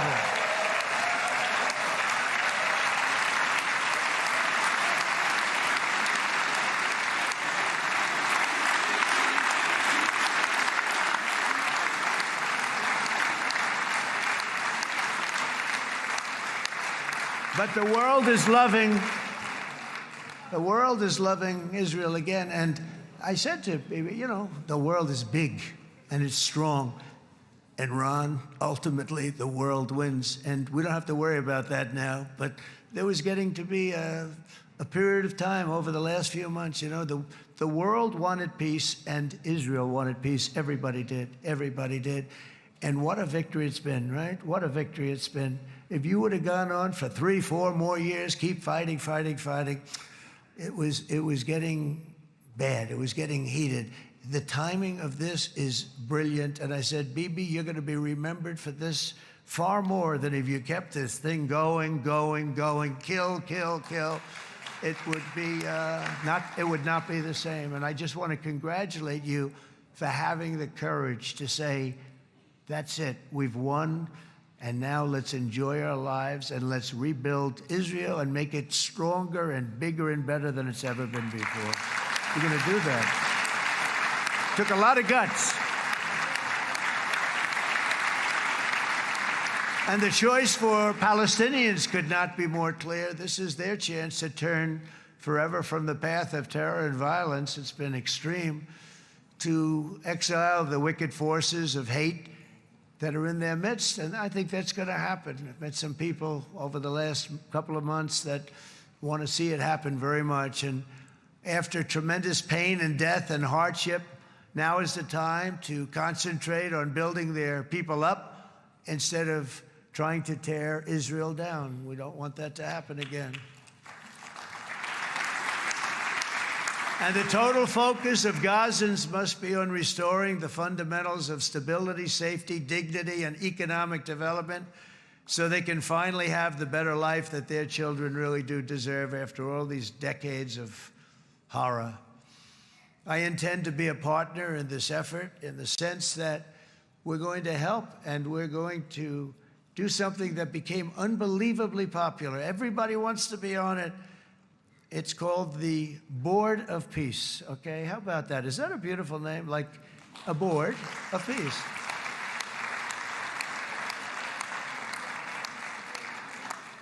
The only bad thing from my standpoint, every single nation involved has asked me to be the chair, and I'll tell you, I'm very busy. I didn't count on that, but you know what? If we do it, we'll do it right, and we have unbelievable power and wealth, because you're going to need wealth. You're going to need wealth to rebuild things, and they have wealth like few people have wealth. I want to thank the Arab and Muslim nations for their commitment that they've made to support a safe rebuilding of Gaza and beyond. I have many Arab countries, very wealthy countries, that came up and said, we'll put up tremendous amounts of money to get rebuild Gaza, and I think that's going to happen. The power, they want dignity, they want to come forward, and they want to say, and I want to say who they are, because what they're doing is going to be, I think, something that you're going to be very impressed with, Bibi, and you need that. You need the kind of economic power that they have, and they want to see it work, and they want to see it be safe, and they want to see it be good for Israel, too. And as much money as it will be, and it's a lot, as you can see, it's a lot. For these countries, it's relatively little relative to their worth. It's really a lot of money like most people could never even conceive, but for these countries, it's not that much, especially because it ensures success and stability in the Middle East, which is what they want to see. So many of them will be with us in Egypt in a little while, I think. I'm not sure. They may be gone. They may have taken their Boeing 747s and left. I said, what kind of a plane do you fly? 747. I said, that's a large plane. No, they may have. Steve, do you think they've left on their their brand new Boeing 747s? Or, I don't know. We're going to find out soon. It's going to be a big story. There'll be 2 people left, and they'll be the 2 poorest ones.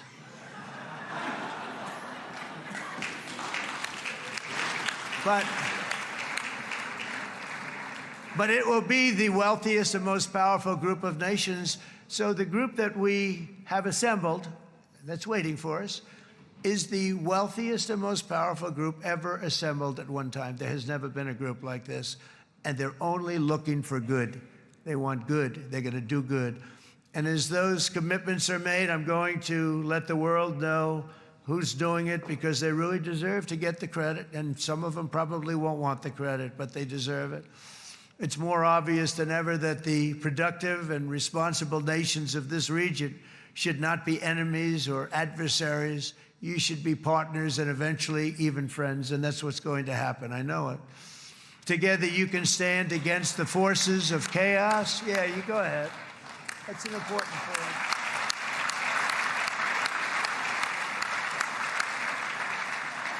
Because you can stand against the forces of chaos that threaten all of your interests, and it's always a big threat, and unleash incredible prosperity and opportunity for all the people of these lands, and that's what's going to happen. You're going to unleash numbers and success, the likes of which Israel has never been able to think of, because you're so firm, and you should be, and you've done the right thing in defending yourself. You're not going to have to worry so much about it. You've won, and now you can build, and you can do things that you never even thought possible. When you put that genius into doing something else, it's going to be something it's going to be a miracle. The miracle in the desert, it's going to be amazing. And it already is in a true sense. But it'll be wonderful when you can spend time thinking about other than war and defense and offense also. To that end, it's my firm hope and dream, frankly, that together the Abraham Accords will turn out to be everything that we thought they would. Those 4 countries were very, very brave in doing it. They did it at a very early point, and every single one of them benefits unbelievably financially. And if you noticed, even in this bad period that we just went through, they all remained a member of the Abraham Accords. They've done unbelievably well. And you know who you are, and I want to thank you.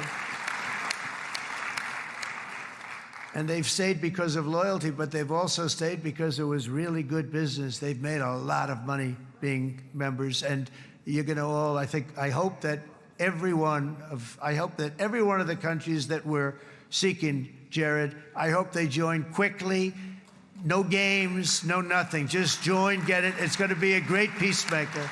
It's really going to bring it together beyond anybody's wildest dream. So instead of building fortresses to keep enemies at bay, the nations of this region should be building infrastructure to weave your commerce closer together, because you've got to compete with the big world out there in commerce now. It's a different kind of competition. Instead of making weapons and missiles, the wealth of this region should flow to schools and medicine, industry, and frankly, the new hot thing, artificial intelligence.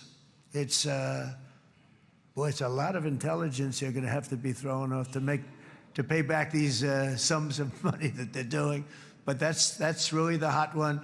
And I might say that the United States, a year ago, was a dead country. I say it to people. I heard it first from the King of Saudi Arabia. I then heard it from UAE. I heard it from Qatar. I heard it from many other countries. A year ago, the United States of America was a dead country.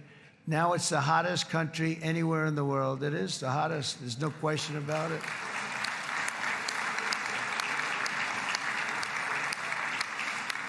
In fact, if you go back a year ago, before the election, although once we had November 5th, we became hot because people got it. I would say November 5th was a time that we became really hot. But once you go back a couple of years, if I were in charge and the country was doing what they, nobody was going to ask me to speak. Nobody asked Joe Biden to come up and speak, I guarantee you that. And if they did, he would have turned them down, I promise you. He didn't speak. He didn't speak, and he didn't speak well.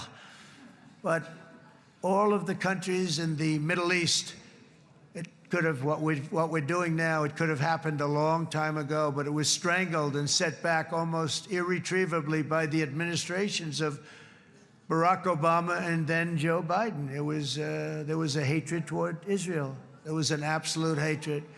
The setbacks really started when President Obama signed the Iran nuclear deal.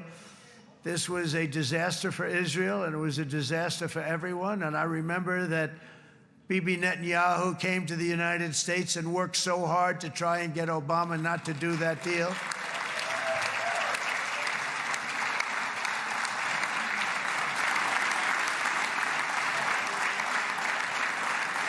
He worked so hard. But it was like talking to a wall. I remember him telling me it was like talking to a wall. They wanted to go with Iran. They chose Iran, frankly, over a lot of other good nations, but specifically Israel. And that was the beginning of a very bad period of time. You had Obama go out, and the Iran nuclear deal turned out to be a disaster. And by the way, I terminated the Iran nuclear deal, and I was very proud to do it.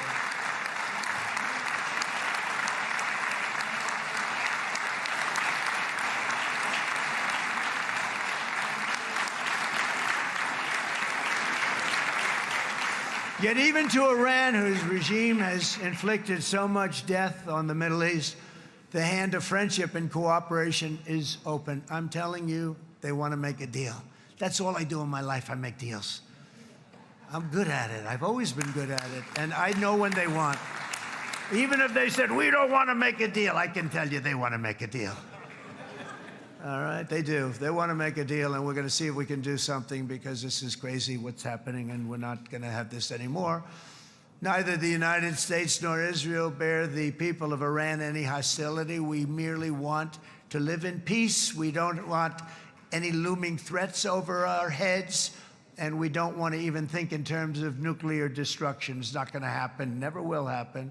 There's nothing that would do more good for this part of the world than for Iran's leaders to renounce terror, stop threatening their neighbors, quit funding their militant proxies, and finally recognize Israel's right to existence. They have to do that. They have to do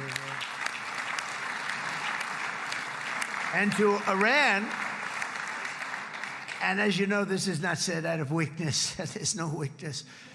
But I'm going to say this, that we are ready when you are, and it will be the best decision that Iran has ever made. And it's going to happen. It's going to happen. And they're good people. I know a lot of Iranians in the United States. They're good people, smart, hardworking people. They don't want to see what's happened to their country. The story of fierce Israeli resolve and triumph since October 7th should be proof to the entire world that those who seek to destroy this nation are doomed to bitter failure. The state of Israel is strong, and it will live and thrive forever.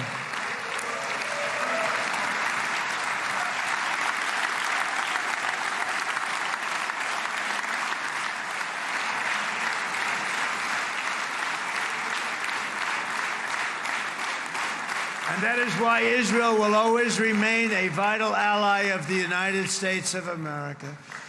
Israelis share our values, field one of the world's most powerful militaries. You really do. You have an amazing, what a job you've done.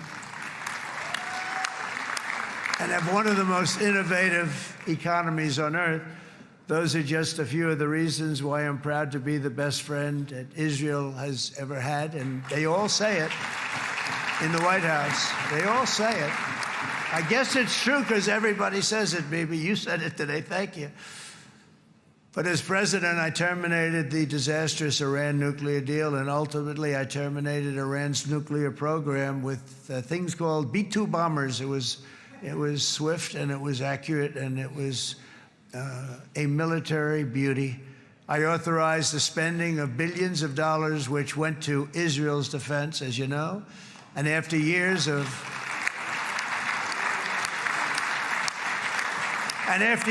broken promises from many other American presidents, you know that, they kept promising. I never understood it until I got there. There was a lot of pressure put on these presidents. It was put on me too, but I didn't yield to the pressure.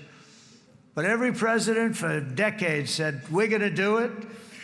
The difference is I kept my promise and officially recognized the capital of Israel and moved the American embassy to Jerusalem.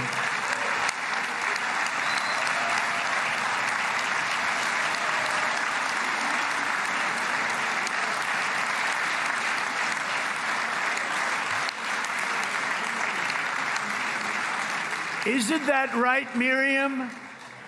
Look at Miriam. She's back there. Stand up, Miriam. Stand up.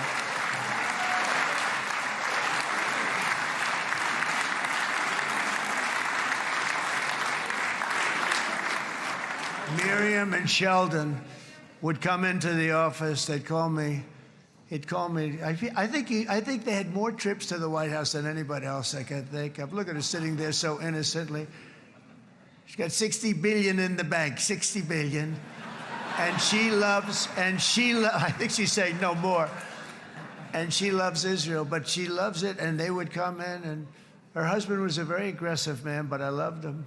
He was a very aggressive, very supportive of me. And he'd call up, can I come over and see you? I say, Sheldon, I'm the president of the United States. It doesn't work that way. He'd come in, we would do. But they were very responsible for so much, including getting me thinking about Golan Heights, which is probably one of the greatest things to ever happen to Israel.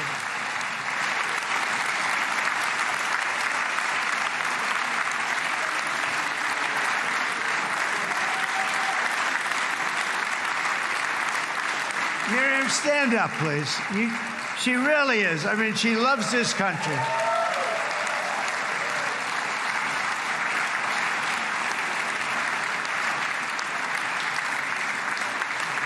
She loves this country. Her and her husband are so incredible. We miss him so dearly. But I actually asked her, I'm going to get her in trouble with this, but I actually asked her once, I said, so Miriam, I know you love Israel. What do you love more, the United States or Israel? She refused to answer. That might mean Israel, I must say. We love you. Thank you, darling, for being here. That's a great honor. Great honor. She's a wonderful woman.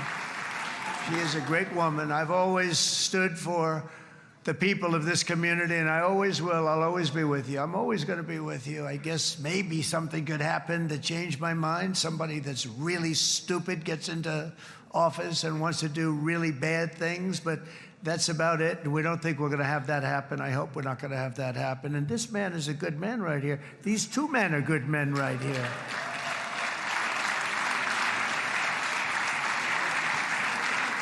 Hey, I have an idea. Mr. President, why don't you give him a pardon? Give him a pardon.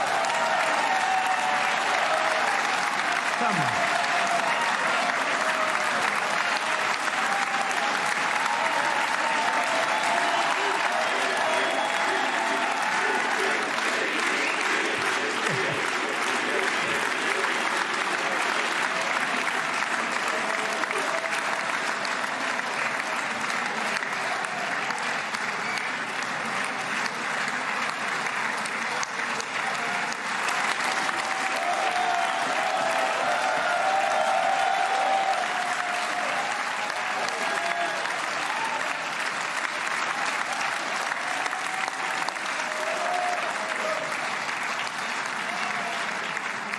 By the way, that was not in the speech, as you probably know.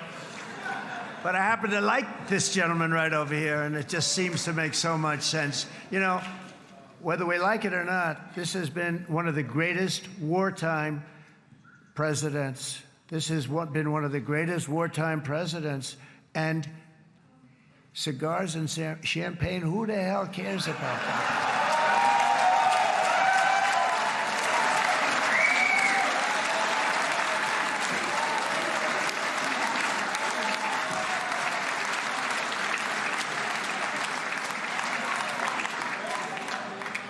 All right, enough controversy for the day, right?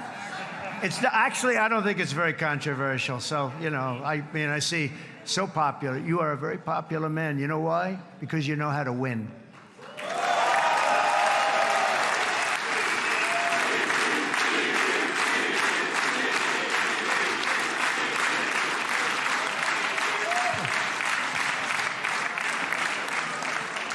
Over the past 2 years, I've met many of the families of the Israelis taken hostage and those that were taken hostage. Unbelievable. I've looked into their eyes. I've seen the worst nightmares of their suffering, but I've also seen something else, the beautiful love of the people, the love of people, frankly, that hold things together, the love that gives you the courage to carry on through thousands of years of persecution and repression and to emerge with the heart of David. It's the heart of David. It's that love that's defeated the enemies of civilization, built this incredible country and this unbelievable economy, and forged one of the great democracies of the world. That is why it's a true honor to stand here today and address this assembly in your ancient and eternal now capital, Jerusalem. I'm proud to have helped in that regard. This city and this nation stand as living proof that a much brighter future for this entire region is truly within our grasp. For thousands of years, Jerusalem has been a home to Christians, Jews, Muslims, and people of all ethnicities and creeds. This is the holy center of the world's three great Abrahamic faiths. I like that too. Adorned, it's the first time I've seen that word in a while. Adorned with their sacred sites and alive with their pilgrims and visitors from every corner of the globe. But here between the Western Wall, the Temple Mount, and the hill called Calvary, people of every faith and background live, work, pray, serve, and raise their families side by side, and they do it with love. This example is just one of the modern miracles that Israel has given to the world. And just in closing, the leaders in this chamber know better than anyone else the challenges of this harmony, and it's been easily won. No, it hasn't. It has not been. It's been so tough, but it has been, some say, a miracle. What you've done is a miracle.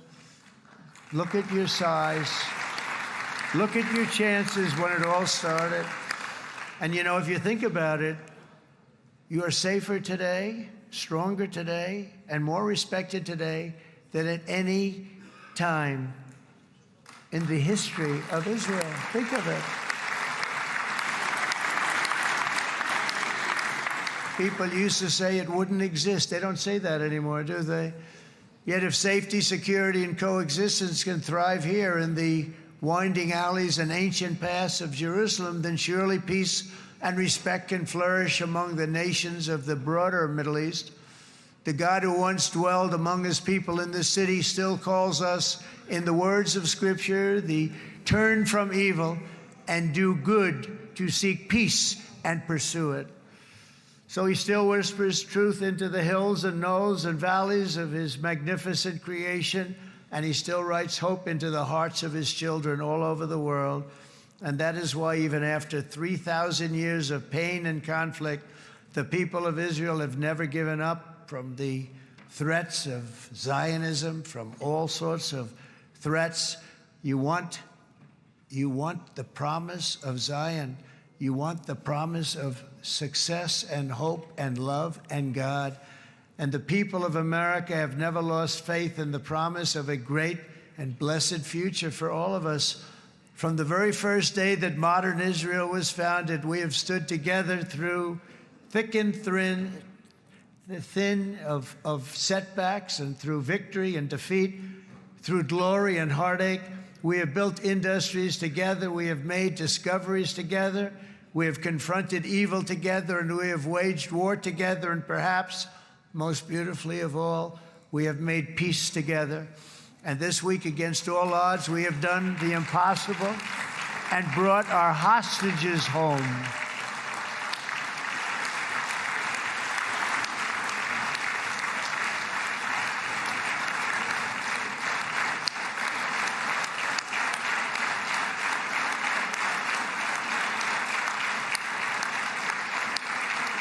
So now we're going to forge a future that is worthy of our heritage. We're going to build a legacy that all the people of this region can be proud of.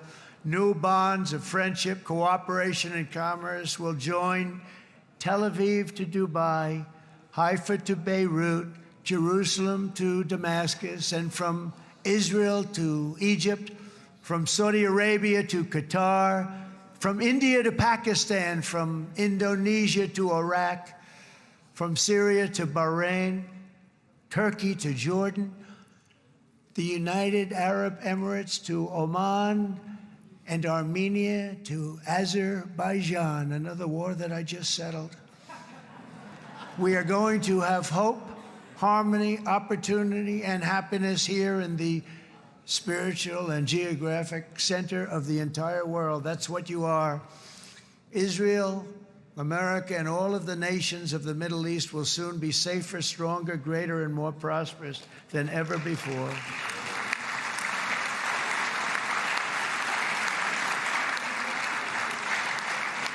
And I want to thank you all once again for this exceptional honor. This has been truly an honor. It's seldom that a president is invited to do this. And I love Israel. I'm with you all the way. You will be bigger, better, stronger, and more loving than ever before. Thank you very much. God bless you. God bless the United States of America. And God bless the Middle East. Thank you, everybody. Good luck. Thank you very much. Thank you.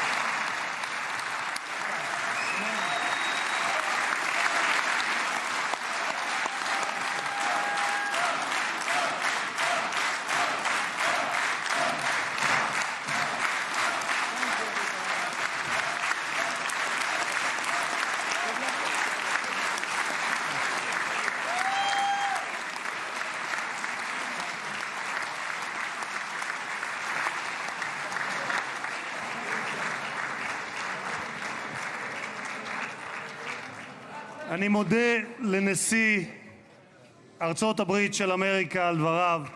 חברות וחברי הכנסת, תם סדר היום. הישיבה הבאה תתקיים ביום שני, כ"ח בתשרי התשפ"ו, 20 באוקטובר 2025 בשעה 16:00. חג שמח ובשורות טובות. ישיבה זו נעולה. כבוד הנשיאים וכבוד יושב ראש הכנסת.